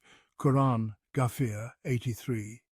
And he said, on the day when their faces will be turned over in the fire, they will say, oh, would that we had obeyed God and obeyed the messenger. Quran, Al-Azab 66. Such verses abound in the Quran. If felicity in this world and the hereafter lies in following the messengers, then it is evident that the most entitled to this are those most knowledgeable of their teachings and most faithful in adhering to them. Thus, those who know their sayings and deeds and follow them are the bearers of true happiness in every time and place. They are the saved sect among the followers of every faith, and in this Ummah they are the people of the Sunnah and Hadith. For they share with the rest of the Ummah the essentials of the message, yet they distinguish themselves by the inherited knowledge of the messenger, which others either ignore or deny. The messengers, may God's blessings and peace be upon them, were the bearers of the clear proclamation. They conveyed their message with utmost clarity. The seal of the messengers, Muhammad, may God's blessings and peace be upon him, received the book that confirms what came before it and stands as a guardian over it. He is the trustee of all scriptures, having delivered the most lucid, complete and perfect proclamation. He was the most sincere of advisers to God's servants, compassionate and merciful to the believers. He conveyed the message, fulfilled the trust, strove in God's cause as is due, and worshipped God until certainty came to him. Thus, the most blessed of creation, the most abundant in felicity, and the highest in rank, are those who follow him most closely in knowledge and deed. As for those beyond his followers, among the speculative theologians, their discourse rests on syllogisms they deem proofs and evidences for their knowledge and sciences. This encompasses all who oppose any part of the Sunnah and Hadith, be they theologians or philosophers. The discourse on this matter is vast and cannot be confined here. Yet, in summary, it is known that philosophers and speculative theologians are among the foremost of humanity in uttering falsehood, denying truth, and weaving delusions in their propositions and arguments. Hardly a single issue of theirs, God knows best, is free from such flaws. I recall once saying to a fervent defender of theirs, when I was but a youth newly come of age, all that these people say contains falsehood, either in their proofs or in their propositions. Either they posit a true issue but support it with weak evidence, or the issue itself is false. He magnified this statement and brought up the matter of divine unity, Tawhid. I said, Tawhid is truth, but mention any of their proofs, and I will point out their flaws. He cited some verbatim, and I elucidated their errors until he understood the fallacy. He then went to his son, equally zealous for them, and relayed the exchange. The son magnified it against me, to which I responded, I do not doubt Tawhid, but I doubt this specific proof. This is evidenced by several matters. Foremost among them is that you find these people to be the most doubtful and unsettled, the weakest in knowledge and certainty. This is a state they recognize within themselves, and others bear witness to it. The proofs of this are too numerous to recount here. Their only merit lies in their skill at objection and vain debate, though it is well known that objection and criticism are neither knowledge nor of any benefit. At best, such a person is akin to the commoner, for true knowledge lies in answering questions. 4. Footnote, original text. See Al-Sunnah by Abdullah ibn Ahmad, 180th, and Masail Abdullah, 1313, and through him Al-Khatib in Tariq Baghdad, 15375. So-and-so refers to Abu Hanifa, as explicitly stated in the sources, though the author obscures it out of consideration for the sentiments of his followers. 5. Footnote, original text. The original reads, Ba'd al-Usul al-Haq, some of the true principles, corrected in T. 6. Footnote, original text. See another debate of the author when he was very young with a fanatic supporter of Ibn Arabi in Majmu al-Fatawa, 10560th. Al-Dahabi states in Al-Durra al-Yatimiyah, he would attend schools and gatherings in his youth, debate and outshine the elders, and bring forth insights that baffled the town's leading scholars. See Takmilat al-Jami li Sirat Sheikh al-Islam, 37, and Al-Uqud al-Durriya, 9. 7. Footnote, original text. The original reads, Al-Itirad wa al-Had wa al-Dalil, objection, definition and proof, possibly referring to topics in logic, definitions, syllogisms and debate, though the context does not support this. Corrected in T to Al-Itirad wa al-Qadwa al-Jadal, objection, criticism and debate. The adopted reading is closer to the original intent and script. 8. Footnote, original text. See Tanbi al-Rajul al-Akil al-Tamwi al-Jadal al-Batil, 5-6, Book 3941. Thus you find most of their arguments in equilibrium, each refuting the proofs of the other. It has been said that al-Ash'ari, despite being among the closest to the Sunnah and Hadith and the most knowledgeable of them, authored a book in his later years on the equivalence of arguments, referring to theological arguments, for that was the craft in which he excelled. Their leaders have continually acknowledged the absence of proofs and guidance in their path, as we have cited from Abu Hamid and others. Indeed, Abu Hamid al-Ghazali declared, the most doubtful at the time of death are the speculative theologians. And here is Abu Abdullah al-Razi among the foremost in this realm of confusion, doubt and turmoil, yet he is excessive in sowing skepticism rather than seeking truth, unlike others who may affirm some truth and hold to a form of it. Some, however, cling to sheer falsehood, though doubt in falsehood is better than steadfast belief in it. Rarely does one adhere to pure falsehood without some trace of truth mingled within. Among the later luminaries, skilled in philosophy and theology, was Ibn Wasil al-Hamawi. He would say, I lie on my back, covering half my face with a cloth, and ponder the doctrines and arguments of these and those, their objections and counter-objections, until dawn breaks and nothing prevails in my mind. For this, Al-Khattabi recited, arguments clash like glass, seeming true, yet each shatters and is shattered. If such is the state of their proofs, what greater vanity, falsehood, and excess could there be? How can such as these dare to censure the people of Hadith and Sunnah, who are the most knowledgeable, certain, tranquil, and serene among mankind? They know, and they know that they know. They are certain of the truth, neither doubting nor wavering. As for the certainty, knowledge, and guidance granted to the scholars and elite of the people of Hadith, it transcends description. Yet, even among their common folk, there is a certainty, knowledge, and beneficial understanding that the leaders of the philosophers and theologians have never attained, a reality evident and witnessed by all.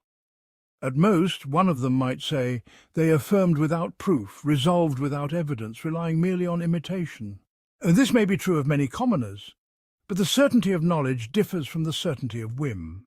One who affirms without knowledge senses within himself his ignorance of what he affirms, while one who affirms with knowledge senses within himself his understanding. For a person's awareness of being knowledgeable or ignorant is akin to knowing whether he hears or sees, loves or hates, desires or detests, rejoices or grieves, is at ease or in pain. One who doubts his own knowledge while knowing is akin to one who affirms knowledge he does not possess. This is like one who doubts whether he has heard or seen, or affirms having heard or seen what he has not.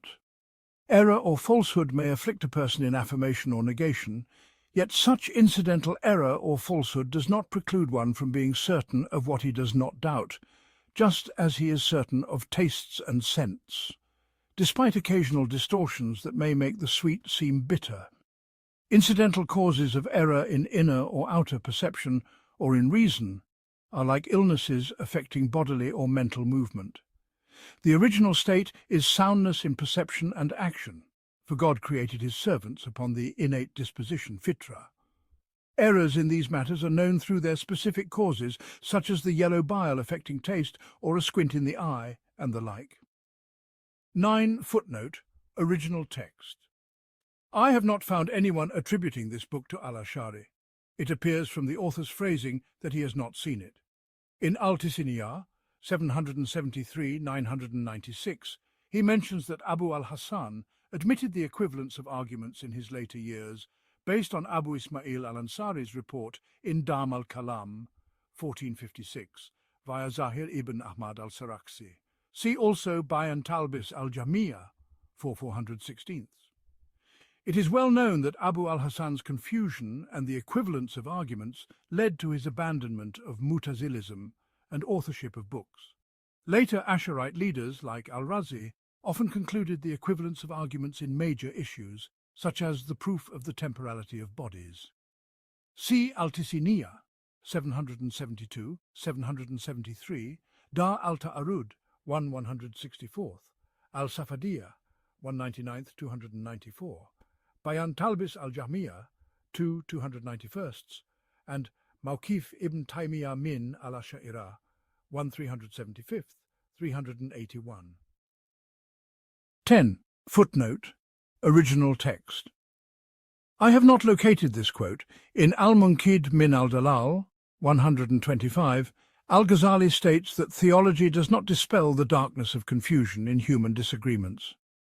11. Footnote, original text. See al-Razi's method of skepticism and raising doubts in Bayan Talbis al-Jamiyah, 1/11, al-Sawa'iq al-Mursala, 1079, Duyul al-Rodatain, 105, al-Wafi, 4/251, al-Awasim wa al-Kawasim, 7/51, 54, and Lisan al-Mizan, 6/319, 12. Footnote, original text.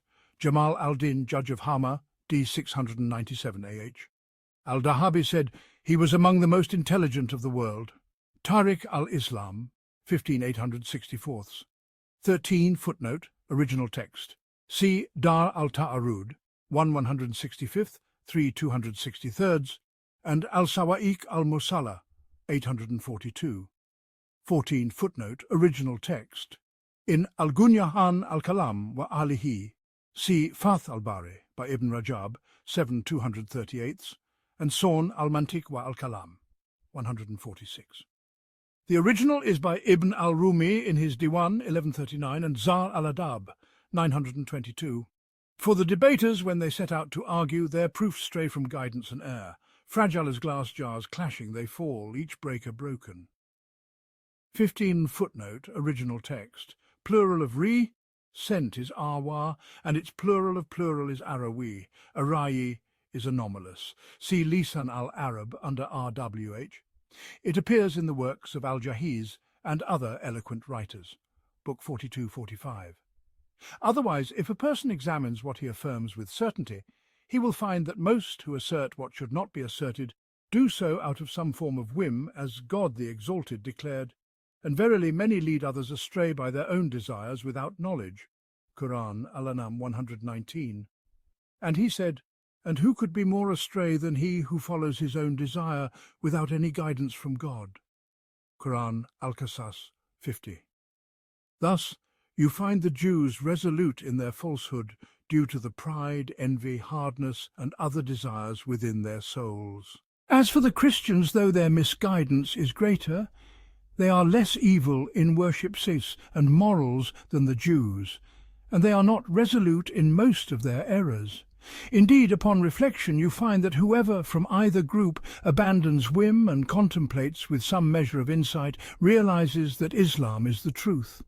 The intent here is that a person's awareness of whether he knows or does not know returns to the existence of his soul as knowing. Hence, we do not argue against one who denies knowledge except by the existence of our souls as knowing, just as they argued against those who deny widely transmitted reports by stating that we find our souls knowing and certain of them, akin to our knowledge and certainty of what we have sensed.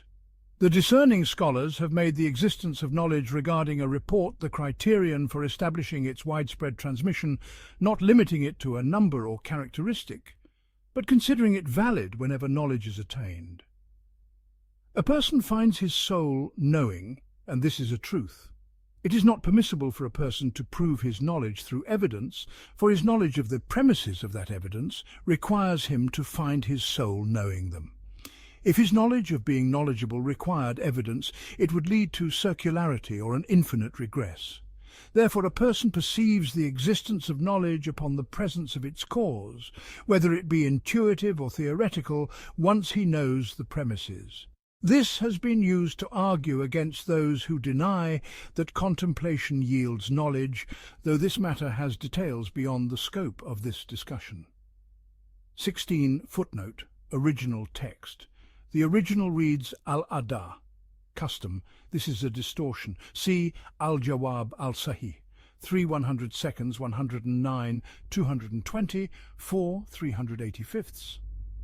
Minhaj al-Sunnah, 2/12, al-Radala al-Shadhili, 179, and Majmu al-Fatawa, 13 100, 15 434, 19 277. 17. Footnote. Original text. See al-Nubuwat, 1039, Dar al-Ta'arud, 8/43, al-Istiqamah, 1/29, and Majmu al-Fatawa, 6 591, 18/40, 48, 50, 51, 18/70. 18. Footnote. Original text. This refers to the broader discussion on the nature of knowledge acquisition through reason and reflection, which the author deems outside the current context. Book of 46. The pursuit of knowledge and the divine guidance. Verily the purpose lies in this. Whoever contemplates a sign that leads to knowledge finds within himself the essence of knowing upon grasping that sign. It is akin to how one finds himself hearing and seeing when hearkening to a sound or beholding the sun, the crescent moon, or other wonders of creation. Knowledge indeed blossoms in the soul, as do all perceptions and movements, through causes ordained by Allah Most High. And the greater part of this is through the angels of Allah, exalted be He. For Allah in His boundless glory sends down through them unto the hearts of His servants such knowledge, strength, and other graces as He wills. Hence the Prophet, may peace and blessings be upon him, said to Hassan, O Allah, strengthen him with the Holy Spirit. And Allah the Exalted declared, He has written faith in their hearts and strengthened them with a spirit from Himself. Al-Mujadila 58:22. Moreover, the Prophet, peace and blessings be upon him, said, Whoever seeks to judge and seeks assistance in it is left to his own devices.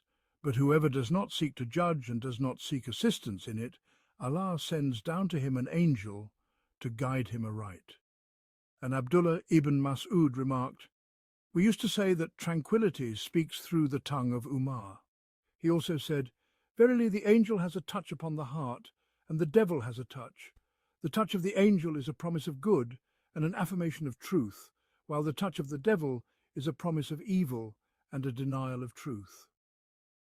This saying of Ibn Mas'ud is well preserved from him, and though some have attributed it to the Prophet, peace be upon him, it remains a comprehensive statement encompassing the foundations of what manifests in a servant in terms of knowledge and action, of feeling and intent. For the servant possesses the faculties of perception, sensation, and comprehension, as well as the faculties of will and movement.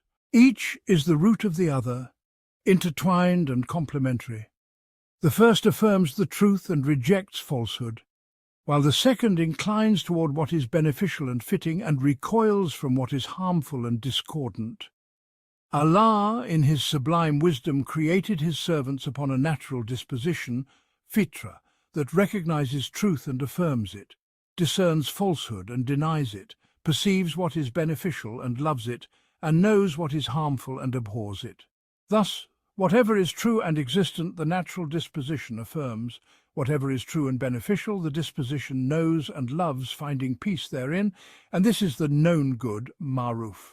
And whatever is false and non-existent, the disposition denies, despising and rejecting it. As Allah the Exalted has said, He enjoins upon them what is right and forbids them what is wrong.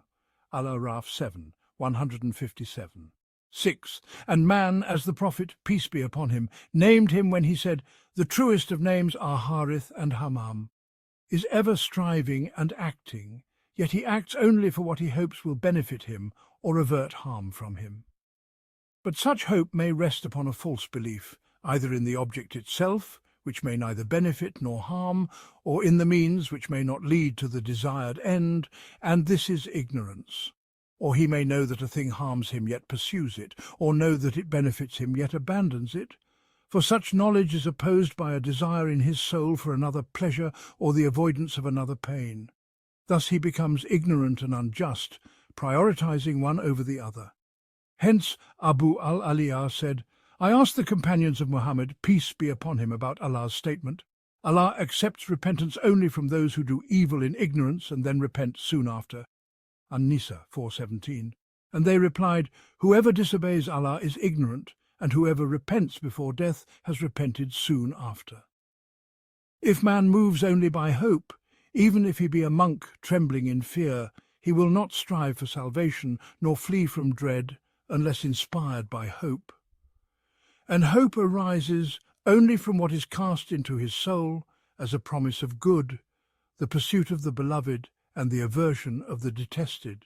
Thus, every child of Adam holds a belief wherein he affirms something and denies something, and harbours an intent and will toward what he hopes for, deeming it beloved and attainable, or toward the presence of the beloved or the repulsion of the detested. Allah created the servant to affirm the truth and intend the good, hoping for it through his deeds. Yet if he denies the truth, failing to affirm it, and does not hope for the good, intending and striving for it, he becomes a loser by abandoning the affirmation of truth and the pursuit of good. How much greater is his loss if he denies the truth and despises the intent for good, and how much graver still if he affirms falsehood and intends evil. Thus Abdullah ibn Mas'ud mentioned that the heart of the child of Adam receives a touch from the angel and a touch from the devil. The touch of the angel is an affirmation of truth, while the touch of the devil is a denial of truth, a corrupt belief and a promise of evil, which is the intent for harm and the pursuit of its realization, whether with hope if it aligns with the soul's desire, or with fear if it is unloved. And both hope and fear are intertwined, each necessitating the other. The origin of true knowledge and righteous intent lies in the touch of the angel, while the origin of false belief and corrupt intent lies in the touch of the devil. Allah the Exalted has said, Satan threatens you with poverty and orders you to immorality, while Allah promises you forgiveness from him and bounty. Al-Baqarah 2:268. And he said, that is only Satan who frightens you of his supporters. Al-Imran 3:175, meaning, he frightens you with his allies. And he said, and remember when Satan made their deeds pleasing to them and said, no one can overcome you today from among the people, and indeed I am your protector. Al-Anfal 8:48. The devil is a whisperer, a skulker. When the servant remembers his Lord, he retreats, but when the servant is heedless of remembrance, he whispers. Thus, neglecting the remembrance of Allah becomes the cause and origin of the descent of false belief and corrupt intent into the heart. And among the remembrance of Allah the Exalted is the recitation of his book, its understanding and the discussion of knowledge. As Mu'adh ibn Jabal said, and discussing it is glorification. Scholars of theology have differed concerning the acquisition of knowledge in the heart following contemplation of evidence. Some assert it occurs through a process of generation, while those who deny generation say it is by the act of Allah, the Exalted, and that contemplation either encompasses knowledge or necessitates it. This view is upheld by those aligned with the Sunnah among the theologians, as well as those in agreement from the jurists among the followers of Malik, Ash-Shafi'i, Ahmad, and others. The philosophers, however, claim it occurs through an emanation from the active intellect when the soul is prepared to receive such emanation, and some even allege that the active intellect is Gabriel. As for the assertion that it is by the act of Allah, this is true in the sense that Allah is the teacher of all knowledge and the creator of all things. Yet this is a general statement lacking specificity regarding the particular cause. As for the claim of generation, part of it is true and part false, for their assertion that the generated act arises solely from the servant's capacity is utterly false. Rather, it arises from two factors, the servant's capacity and another cause, akin to the force in an arrow and the receptivity of the target.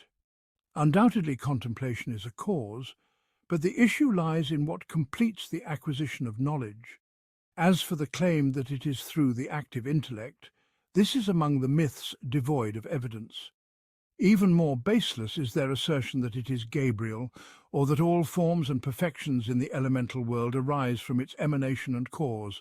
This is the epitome of falsehood.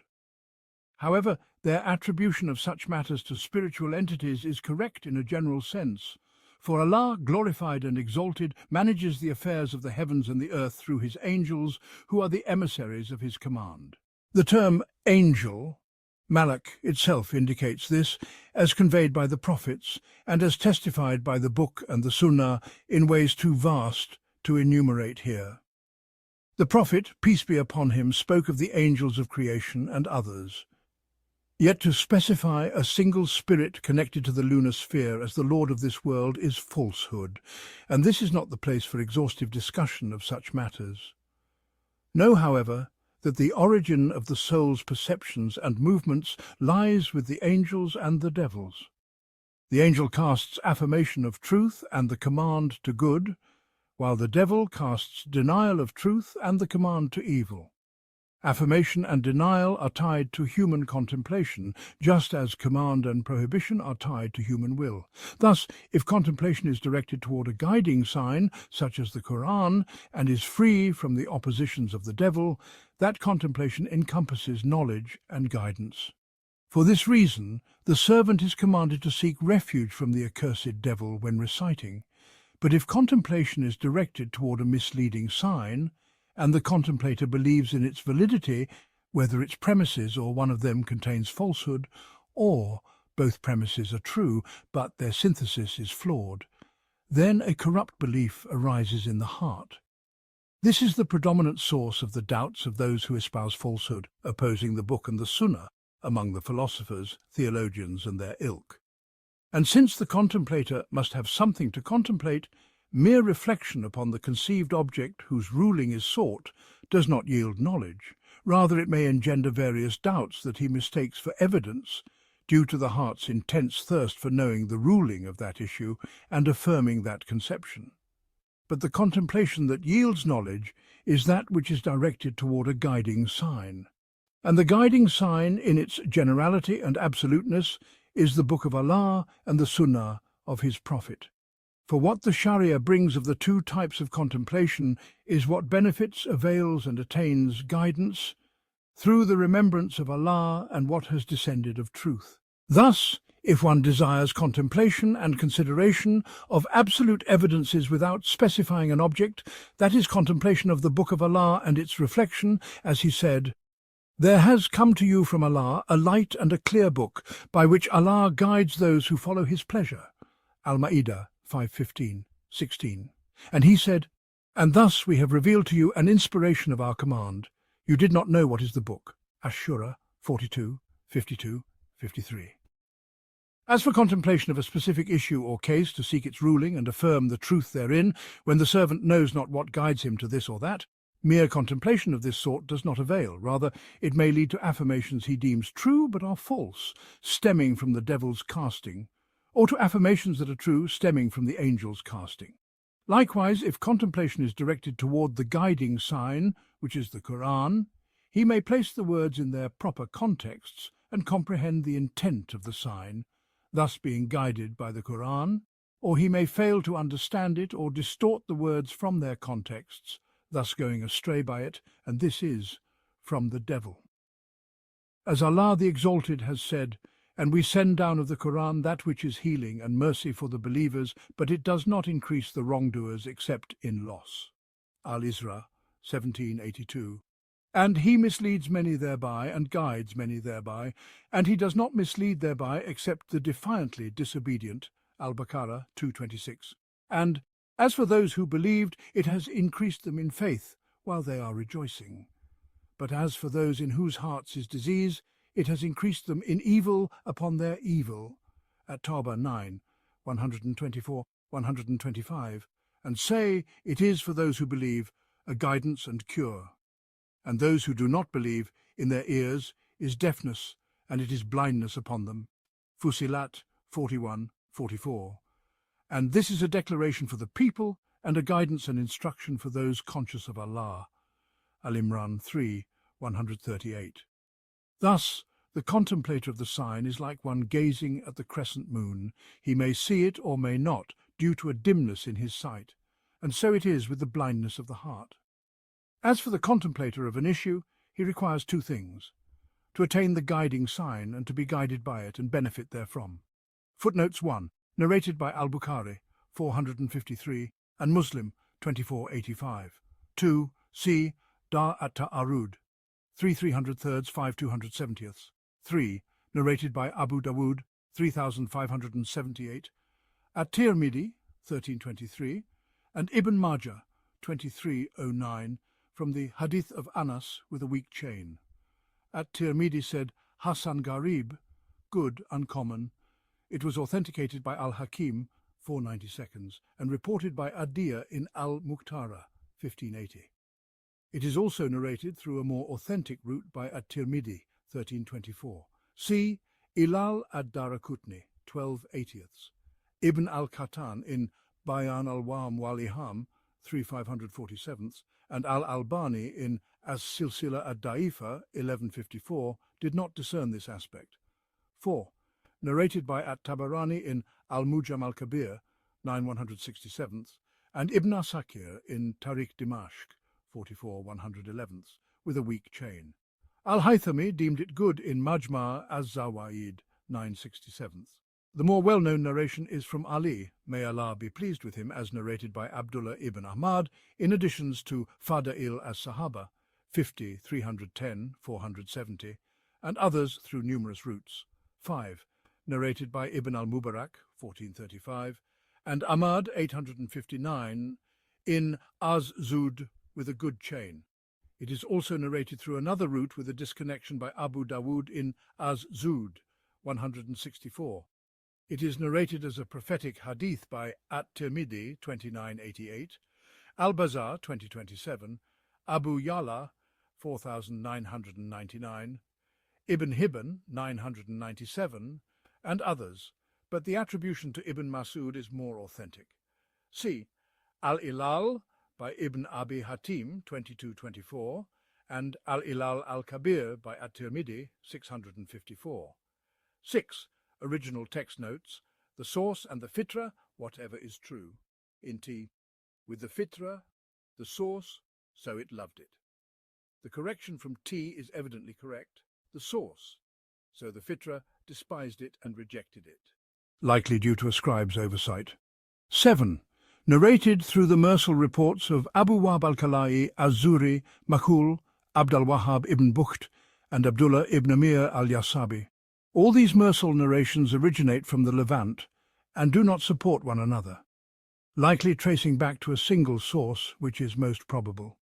Some have attributed it to the Prophet, but it is not authentic. See Al-Marasil by Ibn Abi Hatim, 117, Al-Ilal by him, 2451, Al-Isaba, 7461, and Miftada as-Sa'ada, 1524. 8. The first part is narrated by Ibn Jarir, 6507, and Ibn al-Mundhir, 1480.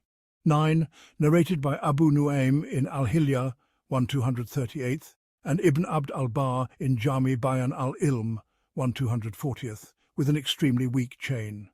The author states later, p. 160, it is preserved from Mu'ad. It is also narrated as a prophetic hadith but is not authentic. Its attribution to Mu'ad is sufficient. See Miftah Dar as-Sa'ada 1337 and the commentator's note. 10.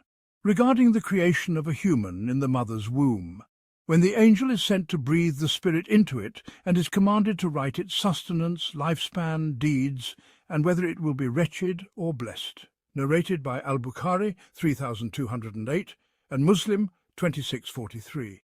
See Majmu al-Fatawa 2148. It may also refer to the angels who guard creation. See Al-Ibana by Ibn Battah 3339 and Ad-Dur al-Mantha 7429. The publisher of T altered the phrase to angels of the embryo's formation. 11. See Arad ala al-Mantiqin 102, 278, 476, 520. Buyat al-Murtad 187, 241. As-Safadiyah 156, 201.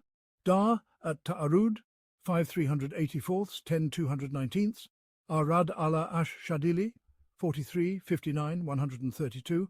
And Majmu al-Fatawa 11, 230. For the theory of the active intellect among philosophers, its source, effects and references, see the commentary on Gayat al-Maram by Al-Amidi 288. Thus, the sacred law has commanded the servant to embrace that which brings down upon his heart the guiding causes and to turn away from the hindering obstacles. This is achieved through the remembrance of God, exalted be He, for the devil is a whisperer, a skulker.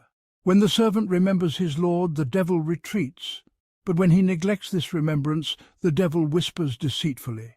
The remembrance of God bestows faith, which is the root of knowledge, and God, glorified be He, is the Lord of all things and their sovereign, the teacher of every knowledge and its bestower.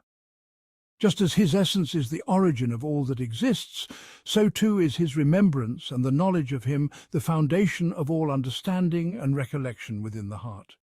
The Quran, in its detailed wisdom, grants knowledge and augments faith, as Jundub ibn Abdullah al-Bajali and other companions have said, "We learned faith, then we learned the Quran, and thus our faith increased." For this reason, the first revelation that God sent down to His prophet was, "Read in the name of thy Lord who created." Quran 96:1. Thus He commanded him to read in God's name, an injunction that encompasses both the remembrance of God and the truth that was revealed. The original text reads, "the root of faith." The amendment to root of knowledge is deemed correct based on the context. See Majmu al-Fatawa 2/1, 4, 10, 360. A marginal note in T suggests, perhaps it is better to say root of guidance. The intended meaning of His essence refers to the sanctified essence of God, exalted be He, with His names and attributes, who created all things and endowed them with what befits their creation. 2 reported by Al-Bukhari in Al-Tariq al-Kabir, 221, Ibn Majah, 61, Abdullah ibn Ahmad in As-Sunnah, 799, 825, Ibn Adi in Al-Kamil, 3/30, and others from Jundub, may God be pleased with him. There is an element of singularity in its chain which is pardonable, and it was authenticated by Al-Busiri in Misbah az-Zujajah 1/12. A similar meaning is narrated from Ibn Umar, may God be pleased with them both, as reported by Ibn Mundar in Al-Iman 207, Al-Hakim 1/35, Al-Bayhaqi 3/120, and others with a sound chain. Ibn Mundar authenticated it according to Muslims' criteria, and Al-Hakim according to the conditions of the two sheikhs, Bukhari and Muslim. The Book of 57. This command to read in the name of God encapsulates both remembrance of Him and adherence to the revealed truth. God declared, "Read in the name of thy Lord who created man from a clot.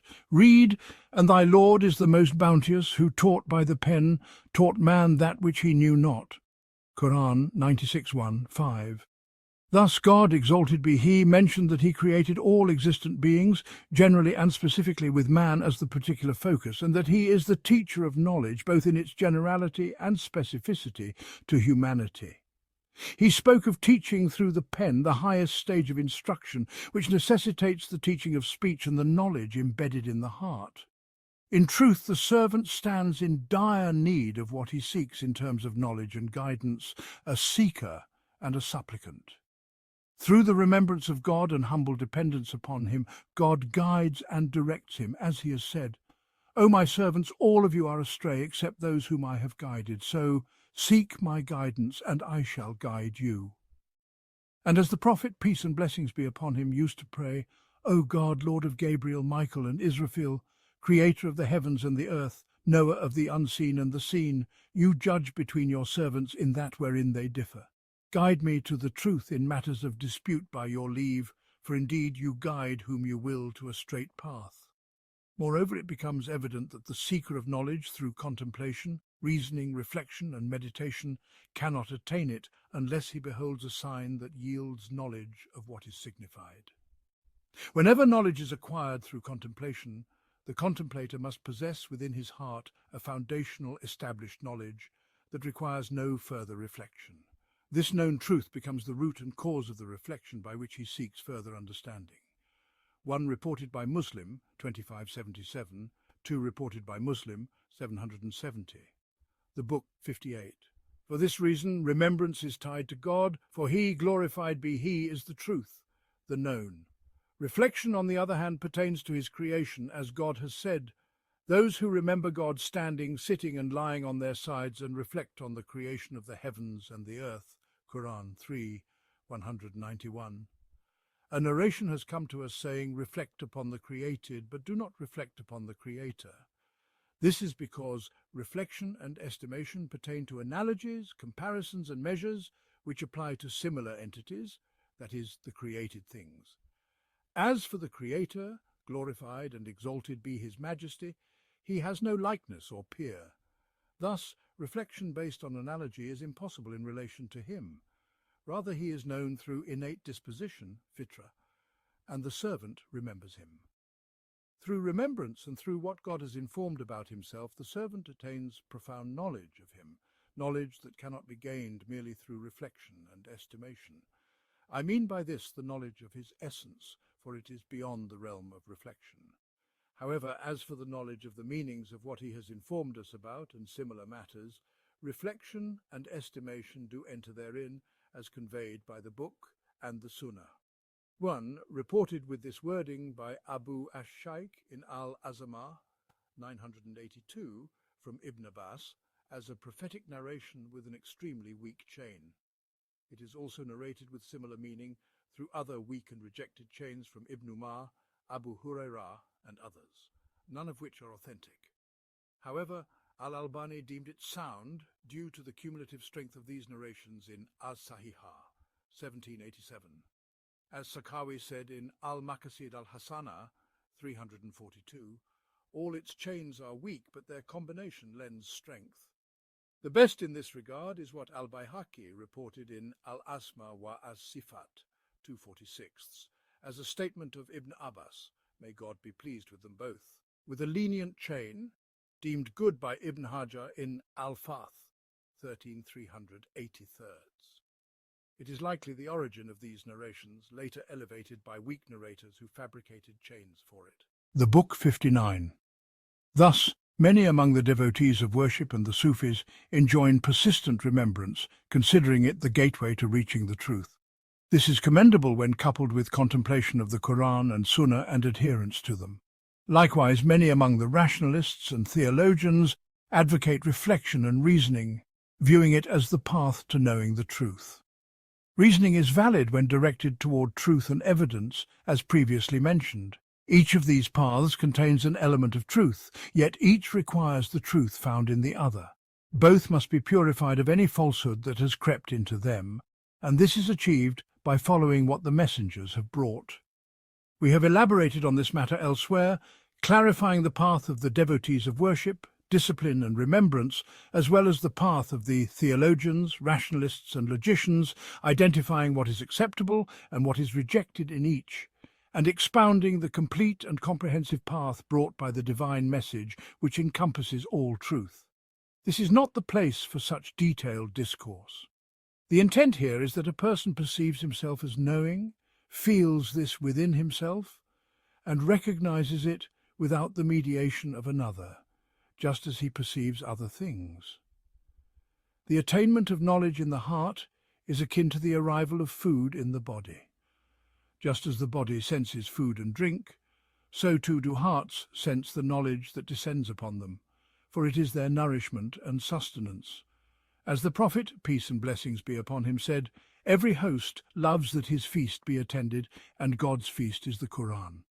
First, see Ar-Radala Ash-Shadhili, 2835, Minhaj as-Sunnah, 5/428-429, Dar at-Ta'arud, 5/350, Majmu al-Fatawa, 25493, 1127, 13101, 22/306, An-Nubuwat, 247, 336, and Al-Istiqama, 1/220. Two reported by Ahmad in Az-Zud, 902, from Abdullah ibn Masud, may God be pleased with him, as a statement of the companion with a chain containing a disconnection. It is also narrated by Ibn Abi Shaybah, 30630, Al-Hakim, 1555, and others from Ibn Mas'ud as a prophetic narration in a lengthy context with a weak chain. It is reported as a statement of the companion by Abd ar-Razak, 6017, and Ad-Darimi, 3358, which seems more likely. Al-Bayhaqi referred to it in Ash-Shu'ab, 1786, and Ibn al-Jawzi in Al-Ilal al-Mutanahiyah, 1/102. It is also reported by Al-Bayhaqi in Ash-Shu'ab, 1857, from Samura ibn Jundub, may God be pleased with him, with an extremely weak chain. See As-Silsila ad-Da'ifa, 2058, the book 60. And as God, exalted be He, has said, He sends down water from the sky, and the valleys flow according to their measure, and the torrent bears away the foam that mounts up to the surface. And from that which they heat in the fire, seeking ornaments or utensils, there is a foam like it. Quran 13:17. In the two authentic collections, Sahih al-Bukhari and Sahih Muslim, it is reported from Abu Musa that the Prophet, peace and blessings be upon him, said, "The likeness of the guidance and knowledge with which God has sent me is like abundant rain falling upon the earth. Some parts of the earth accepted the water and brought forth vegetation and grass in abundance. Other parts retained the water, and people drank from it and irrigated their fields. Yet another part was barren, neither holding water nor producing vegetation. This is the likeness of those who understand the religion of God and benefit from the guidance and knowledge with which God has sent me, and the likeness of those who neither raise their heads to it nor accept the guidance of God with which I was sent." Thus he likened the guidance and knowledge that descend upon hearts to water descending upon the earth. Just as God has angels entrusted with clouds and rain, so too does he have angels entrusted with guidance and knowledge.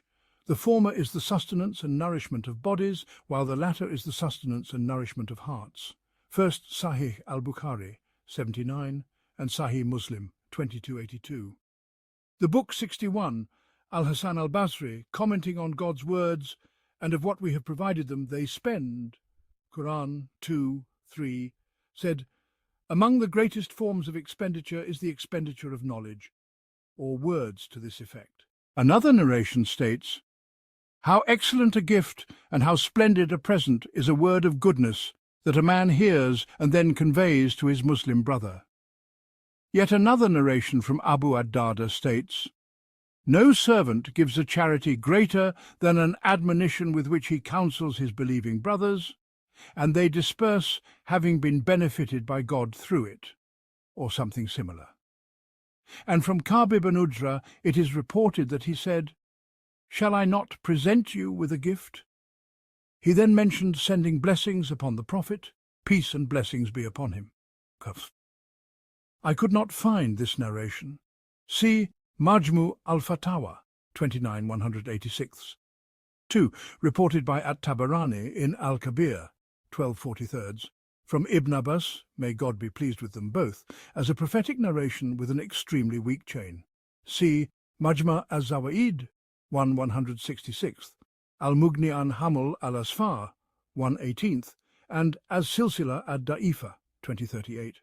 Al-Mundiri said in At-Targhib wa At-Tarhib, 1/68, it seems likely to be a statement of the companion. It is also narrated with a very weak chain from Zayd ibn Aslam as a disconnected report by Ibn al-Mubarak, 1386, and Hanad, 529, in Azud, and Al-Qudai in Musnad ash-Shihab, 1311. From Anas ibn Malik, may God be pleased with him, it is reported as a prophetic narration with an extremely weak chain by Tamam in Al-Fawaid, 105, Ar-Raud al-Basam. 3. Reported by Ibn Asakir in Tariq Dimashq, 47/169, and Ibn al-Jawzi in Al-Qusas wa al-Mudakirin, 171. It is also mentioned as a saying of Jesus, son of Mary, peace be upon him, reported by Abu Nuaym in Al-Hilya, 346, from Farqad as-Sabaki. 4. Reported by Al-Bukhari, 3370, and Muslim, 406. The book 62 Ibn Majah reported in his Sunan from Abu Huraira that the Prophet, peace and blessings be upon him, said, "The best form of charity is for a man to learn knowledge and then teach it to his Muslim brother." Mu'adh ibn Jabal said, "Seek knowledge, for seeking it is worship, learning it for God's sake is awe, imparting it to those deserving is an act of nearness to God, teaching it to those who do not know is charity, researching it is struggle, and discussing it is glorification." Thus, the teacher of goodness is sought forgiveness for by all things, even the whales in the sea. God and his angels send blessings upon the one who teaches people goodness, for the benefit it brings is universal to all creation. Conversely, those who conceal knowledge are cursed by God and by those who curse. A group of the righteous predecessors said, "When people conceal knowledge and sins are committed, the rain is withheld." Then the animals say, "O God, curse the disobedient among the children of Adam, for we are denied rain due to their sins." Fun, 243, from Al-Hasan, from Abu Huraira, though it is likely Al-Hasan did not hear it directly from him, and the chain to him is weak. Al-Busiri deemed it weak in Misbah az-Zujaja, 1/35, while Al-Mundiri deemed it sound in At-Targhib wa At-Tarhib, 1/54, which is incorrect. It is narrated with a similar meaning from Al-Hasan, from Samurah, with a very weak chain by At-Tabarani in Al-Kabir, 7/231. It is also narrated from Al-Hasan as a disconnected report, which seems more likely by Abu Kaythama in Al-Ilm, 138, Ibn al-Mubarak in Az-Zud, 1385, with a distortion in the printed edition corrected in Akhlaq al-Ulama by Al-Ajuri, 45, and Ibn Abd al-Bar in Jami Bayan al-Ilm, 782. 2. The original text reads, "good deed," but the corrected version, "or," is more accurate and supported by most sources. The other version appears in some sources. See Ithaf as-Sada al-Mutakin, 1/121. The narration was referenced earlier, p. 52. 3. The cursing by animals of the disobedient children of Adam due to the withholding of rain because of their sins is narrated from Mujahid and others regarding God's words. Indeed, those who conceal what we sent down of clear proofs and guidance after we made it clear for the people in the scripture, those are cursed by God and cursed by those who curse. Quran 2, 159. See the exegesis in Al-Jami by Ibn Wahb, 24. Sunan Sa'id ibn Mansur, 236-238, the exegesis of Ibn Abi Hatim, 1/269, and the exegesis of Ibn Jarir, 2/733. The book 63. If a person's knowledge of himself as knowing stems from his awareness and inner sensation of it an undeniable reality, then it is not for others to claim without evidence that what resides in people's souls is not knowledge. The absence of such awareness in themselves does not necessitate that others do not experience it, especially when those who speak of the certainty within their souls are among those whose knowledge, truthfulness, and understanding of what they say are beyond doubt. This is the state of the Imams of the Muslims, the righteous predecessors of the community and the bearers of evidence. They speak of the certainty, tranquility, and necessary knowledge they possess. An example is the well-known account of Najm ad-Din al-Kubratu when two theologians visited him, one being Abu Abdullah al-Razi III and the other a Mutazilite. They said, "O Shaykh, we have heard that you possess the knowledge of certainty." He replied, "Yes, I know with the knowledge of certainty." They asked, "How is that possible?"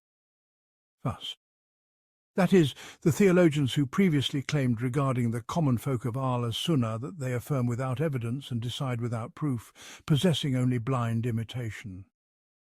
2. Abu al-Janab as-Sufi. The author states he is among the most eminent shaykhs of Khwarazm, the most sound in their Islam, and the furthest from what opposes the Book and Sunnah. He was martyred at the hands of the Tartars in the year 618 AH. See Jami al-Masail, 4393, and Tariq al-Islam, 13537. He authored numerous works on exegesis and Sufism, some of which have been published. The Shia claim him as one of their own, though he is free of them. He has not received the scholarly attention he deserves, except for what Yusuf Zaidan wrote in the introduction to his edition of Al-Kubra's Fawai al-Jamal wa Fawati al-Jalal. His methodology and influence merit study in an academic dissertation. 3. Fakhr ad-Din al-Razi, the Book 64. They continued, "From the beginning of the day until now we have debated, yet neither of us could establish a definitive proof over the other. I believe this account pertains to affirming Islam." The Sheikh responded, "I do not know what you are saying, but I do know with the knowledge of certainty." They said, "Describe for us this knowledge of certainty." He replied, "The knowledge of certainty, as we understand it, consists of inspirations that descend upon souls, inspirations that souls are powerless to repel." They repeated in admiration, "Inspirations that descend upon souls which souls are powerless to repel." And they found this answer profoundly beautiful. This is because the method of the theologians divides knowledge into necessary and acquired, or intuitive and speculative. Speculative acquired knowledge must ultimately rest upon necessary or intuitive premises that require no proof, lest one fall into circular reasoning or infinite regress. Necessary knowledge is that which inescapably adheres to the created being, such that he cannot detach himself from it. Thus, its being necessary hinges on the inability to repel it from oneself. The Sheikh informed them that their knowledge is necessary, descending upon souls in a manner they cannot repel. They asked, "What is the path to this?" He replied, "Abandon what you are engaged in and follow what I enjoin upon you of remembrance and worship." Al-Razi responded, "I am too occupied for this." First, Al-Dahabi mentioned that it pertains to the knowledge of God and his oneness. See As-Siyar, 22/112. 2. See Majmu al-Fatawa, 276 1369, and Al-Awasim wa al-Kawasim by Ibn al-Wazir, 3/425. The author mentions in Bayan Talbis al-Jamiyah, 2/183, and Dar at-Ta'arud, 7/430, that he saw this account in the handwriting of the judge Abu al-Abbas Ahmad ibn Muhammad ibn Khalaf al-Maqdisi. Al-Dahabi states in Tariq al-Islam, 13/538, "This account was narrated to us by Shaykh Abu al-Husayn al-Yunini," and the Mutazilite spoke, his voice laden with the weight of doubt. "My heart has been scorched by uncertainties, yet I find solace in these incoming thoughts." Thus he remained in the company of the Sheikh for a time, until he emerged from the sanctuary of devotion, proclaiming with fervour, "By God, O my master, the truth lies solely in what these so-called anthropomorphists proclaim," by which he meant those who affirm the divine attributes, for the Mutazilites labelled the affirmers of attributes as anthropomorphists.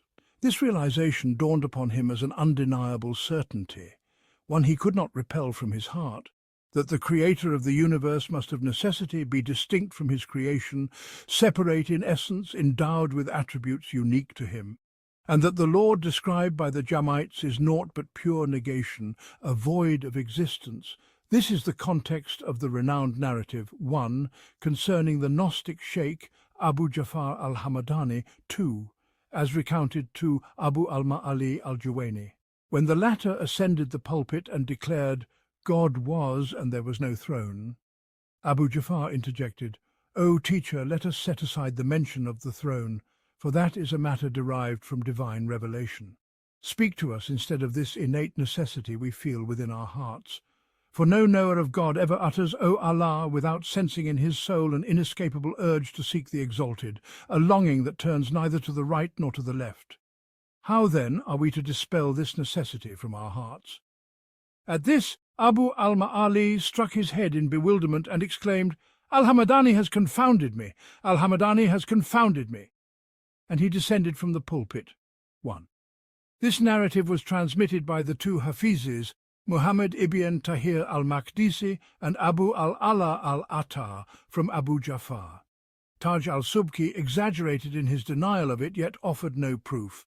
See Minhaj al-Sunnah, 2642, Bayan Talbis al-Jamiyah, 150-54, 4518, al-Istiqamah, 167, Majmu al-Fatawa, 3220, Ijtima al-Juyush al-Islamiyah, 275, al-Ulu, 582, Tariq al-Islam, 10427, al-Siyar, 18474, 2100, Mukhtasar al-Ulu by al-Albani, 277, and Tabakat al-Shafi'iyah, 5190. 2. Muhammad ibn al-Hasan, the Muhaddith and Hafiz among the Imams of the Sunnah and the Sheikhs of Sufism, D. 531 AH. C. Tariq al-Islam, 11554, al-Siyar, 2101, the Book 66. For indeed the reality of God's establishment above the throne, after creating the heavens and the earth in 6 days, is known through divine revelation brought by the messengers as affirmed in the Quran and the Torah. Yet his transcendence above his creation, his separation from them, is a truth known by the innate, necessary instinct shared by the children of Adam. The more one knows God, worships him, invokes him, and remembers him in the heart, the stronger and more complete becomes this necessary knowledge. Thus the innate disposition is perfected by the revealed law, too, for the innate knows the matter in its generality, while the law elucidates details and completes it in ways the innate alone cannot achieve. And so it is, and God knows best. The essence of the matter is that whoever becomes entrenched in his innovations seeks to extend his reasoning, driven by a perceived equivalence between similar matters in his view, even if this entails frequent opposition to the sacred texts. This phenomenon is evident in both doctrinal issues of knowledge and practical matters of will. You find the speculative theologian extending his reasoning relentlessly, appearing outwardly more refined than one who contradicts it. Yet you also find the adherent of tradition, who shares in that reasoning, sometimes uttering what opposes it in certain contexts, either sensing the contradiction at times or, more often, without such awareness. He may even imagine weak distinctions to justify his stance.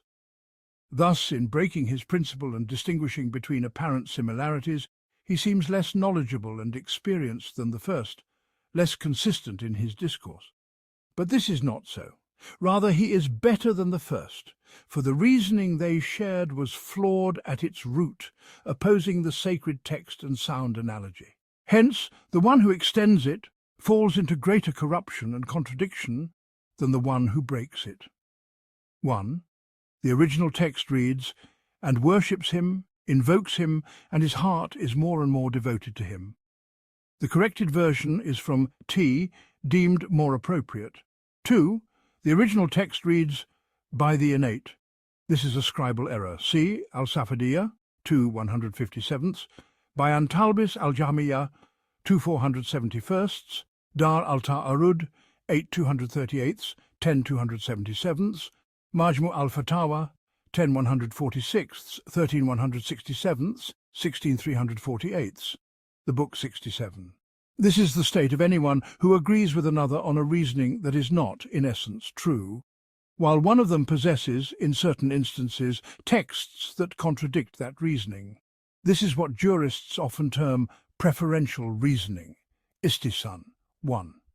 Thus, you find those who adopt istisan abandoning flawed reasoning for the sake of a text to be better than those who persist in reasoning and forsake the text.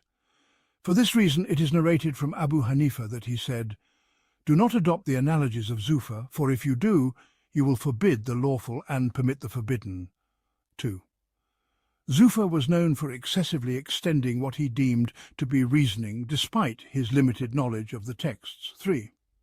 1. See Jami al-Masail 2, 143, 163, Principle on Istisan.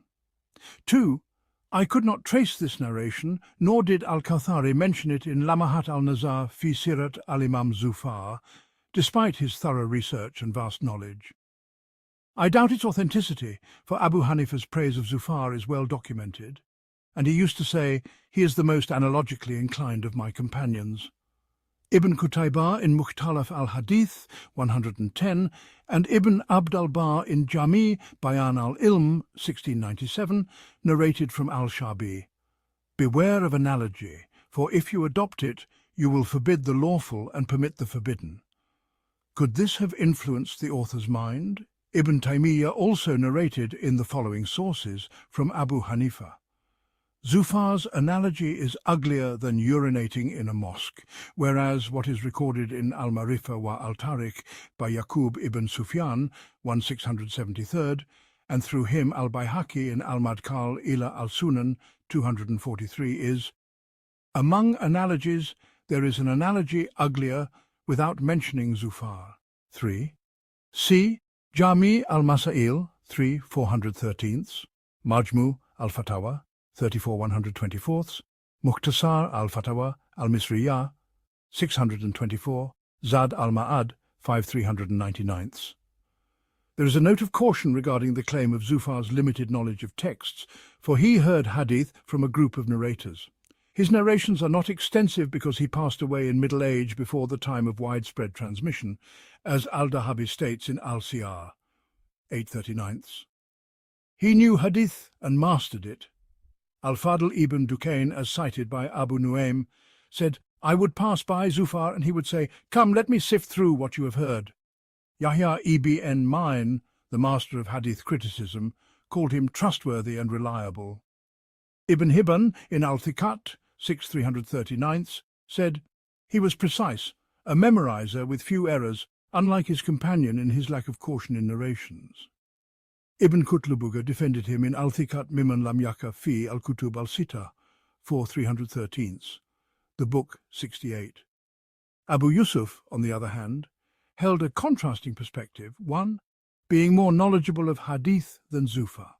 Hence, the issues in which Zufar differed from his companions are mostly based on weak analogies, 2. Upon closer examination.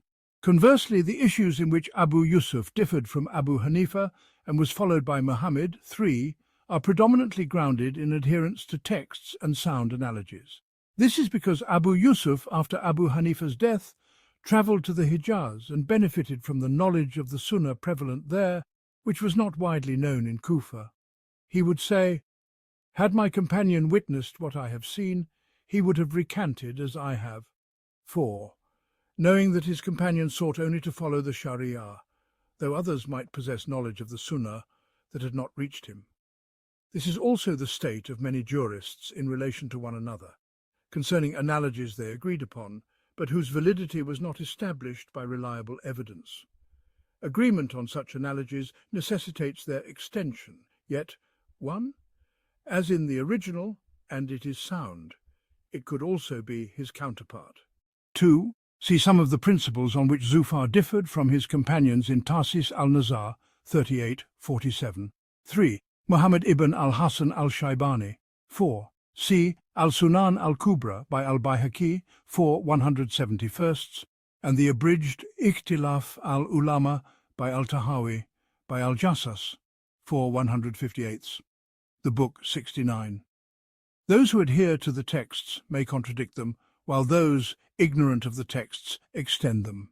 Similarly, this is the state of most speculative theologians among the affirmers of divine attributes, with the negators in matters of attributes, predestination, and the like. They may agree on a reasoning that entails negation, and the negators extend it to deny what the texts affirm, while the affirmers refrain from doing so, compelled to uphold the implications of the texts. At times they may adopt part of its meaning or propose weak distinctions. The root of this lies in their agreement with the negators on weak reasoning, as seen in issues like corporeality, substance, and others. 1. Likewise, you find this to be the state of one who aids an oppressor in actions, for actions stem only from will. The oppressor extends his will, harming even the one who aids him, or inflicting an oppression the aider did not choose. Thus the aider seeks to break this extension and specify its cause. Hence, it is said, whoever aids an oppressor will be afflicted by him, too. This principle applies universally to all oppressors, whether in words, deeds, or innovations and immorality. Anyone who opposes the Book and the Sunnah in knowledge, command, or action is an oppressor. For God sent his messengers to establish equity among people, and Muhammad, peace and blessings be upon him, is the most excellent of them. God clarified for him aspects of equity not revealed to others, and empowered him to achieve what others could not. Thus, he acted and commanded in ways unparalleled by others. 1. See Dar al-Ta'arud, 2/201, Minhaj al-Sunnah, 2/331, Majmu al-Fatawa, 13/304. 2. The basis of this is the saying of God Almighty, and thus we make the wrongdoers allies of one another because of what they used to earn. Quran Al-An'am 6:129.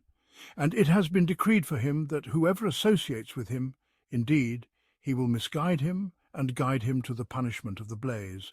Quran Al-Hajj 22:4.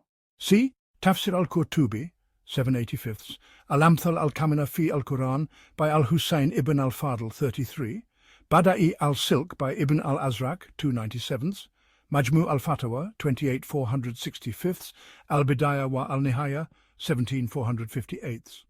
A hadith on this theme, narrated as prophetic, is inauthentic, as recorded by Ibn Asakir 34 quarters. See Al-Maqasid al-Hassana 1063, Al-Silsila al-Da'ifa 1937. The Book 70. Indeed, the children of Adam in many instances may not grasp the true essence of equity nor possess the capacity to enact it. Rather, what is nearest to it and most akin to it is deemed most exemplary, and this is the most virtuous path. We have elaborated on this in various places. 1. God Almighty said, "And establish weight in justice." Quran Ar-Rahman 55:9. God does not charge a soul except with that within its capacity. Quran Al-Baqarah 2:286. And so fear God as much as you are able. Quran At-Taghabun 64:16. And the Prophet, peace and blessings be upon him, said, "When I command you with something, do of it what you are able." 2. The intent is that what the common believers and scholars of the Sunnah and the community possess of knowledge, certainty, tranquility, true conviction, steadfast speech, and resolute belief is a matter none can dispute except one whom God has stripped of intellect and faith. Even if the opponent does not concede this, there is no doubt that they testify to this state within themselves, declaring that they experience it, while they and their faction report the opposite, finding naught but doubt within themselves. 1. See Al-Istiqamah 1435, Jami al-Masail 2259, Majmu al-Fatawa 1099, 18167, 22/132. 2.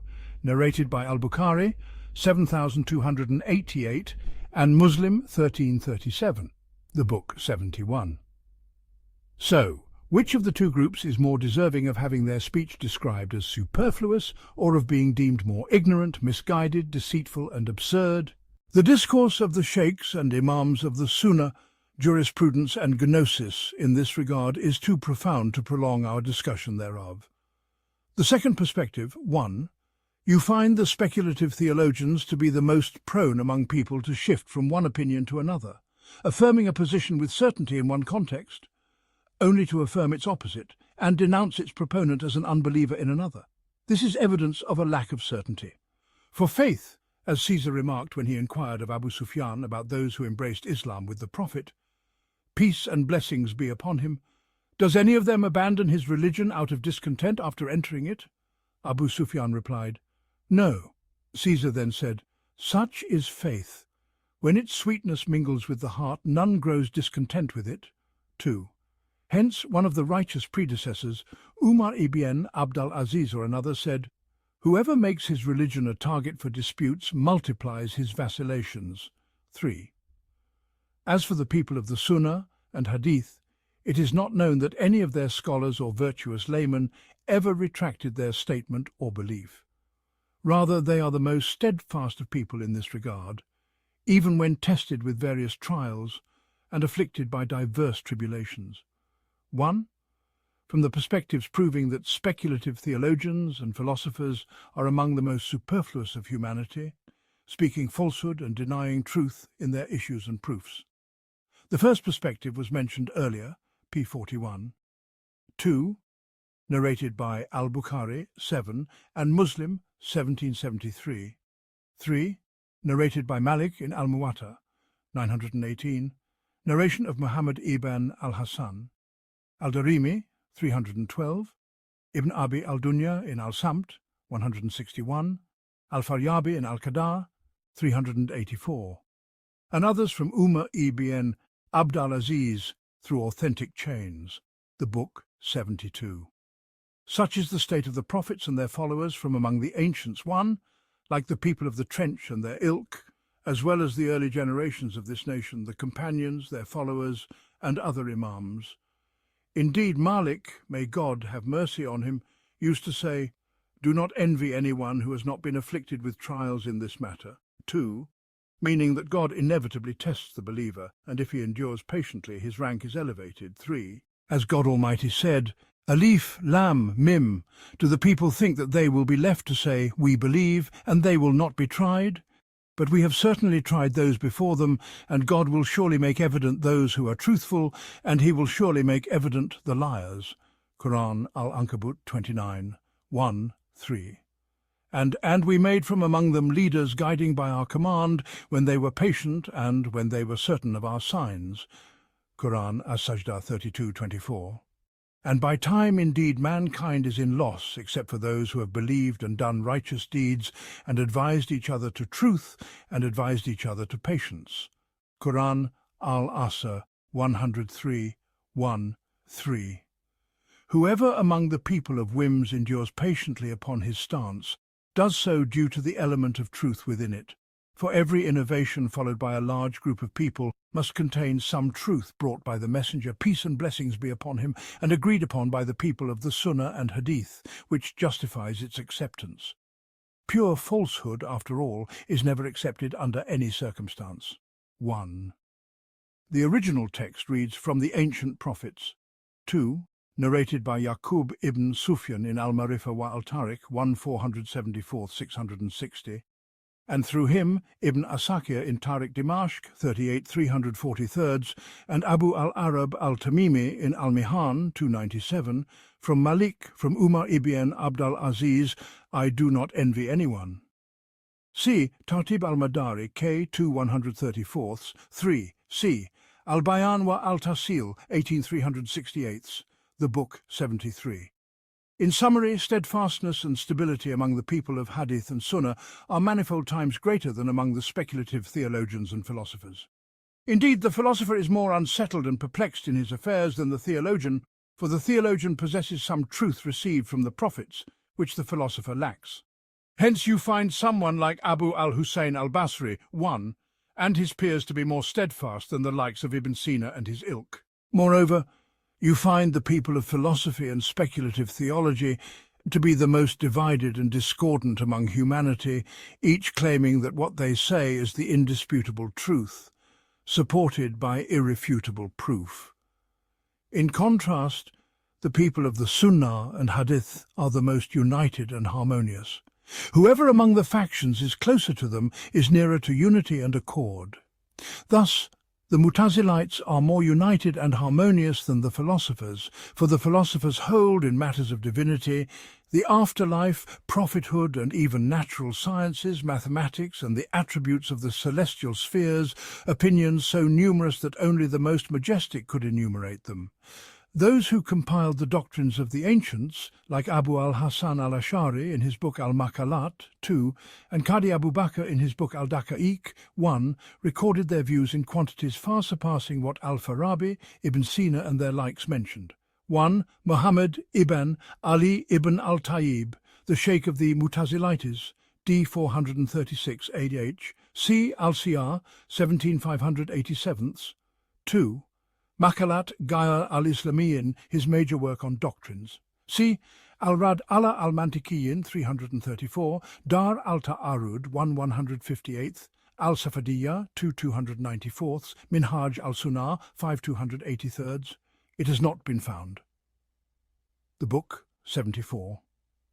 The affirmers among the speculative theologians, like the Kullabiyya, Karamiyya and Ash'arites, are more united and harmonious than the Mutazilites. Among the Mutazilites, there is such discord and mutual excommunication, even to the extent that a disciple may declare his teacher an unbeliever, that it resembles the discord among the Kharijites. Those who wrote about the disgraces of the Mutazilites have detailed this at length. 1. You find no unity or accord except through the legacy, 2, of the prophets from the Quran and Hadith and what follows from them. Conversely, you find no discord or division except among those who abandon this and prioritize other than it. God Almighty said, "And they will continue to differ, except those upon whom your Lord has bestowed mercy. And for that did he create them." Quran, Hud 11, 118, 119. Thus, he informed us that the recipients of mercy do not differ, and these are the followers of the prophets in word and deed, the people of the Quran and Hadith in this nation. Whoever opposes them in anything misses a portion of mercy proportional to that opposition. 1.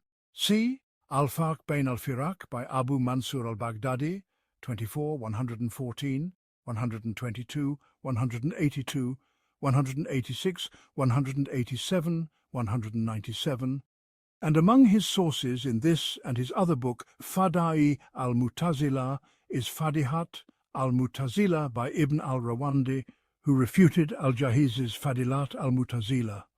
Abu al-Hussein al-Khayyat responded in al-Intisar and elsewhere. Among those with a notable stance in this regard is Abu al-Hasan al-Ash'ari, of whom Ibn Taymiyyah said, "He exposed the disgraces of the Mutazilites, their contradictory statements and their corruption in a way unmatched by others." See Minhaj al-Sunnah 5276, al-Tisiniyya 960, Shah Hadith al-Nuzul 434. 2. As in the original, it was altered in T to following the traces. The use of athara to mean traditions or legacies in this context is frequent in the author's works, as God Almighty said, "Bring me a scripture revealed before this or a trace of knowledge." Quran Al-Ahqaf 46:4. See Al-Wasitiyya 102, Jami al-Masail 5/60, 61, Bayan Talbis al-Jamiyya 1523, 2458, Majmu al-Fatawa 1233, 2426, and what follows, p. 196, the Book 75. Hence, since the philosophers are furthest from following the prophets, they are the most discordant. Likewise, the Kharijites, Mutazilites, and Rafidites, being further from the Sunnah and Hadith, are more divided among themselves, especially the Rafidites, who are said to be the most discordant of all factions. 1. This is because they are the furthest from the Sunnah and the community, unlike the Mutazilites, who are closer to it than they are, and the Kharijites, who are also nearer to it than the Rafidites.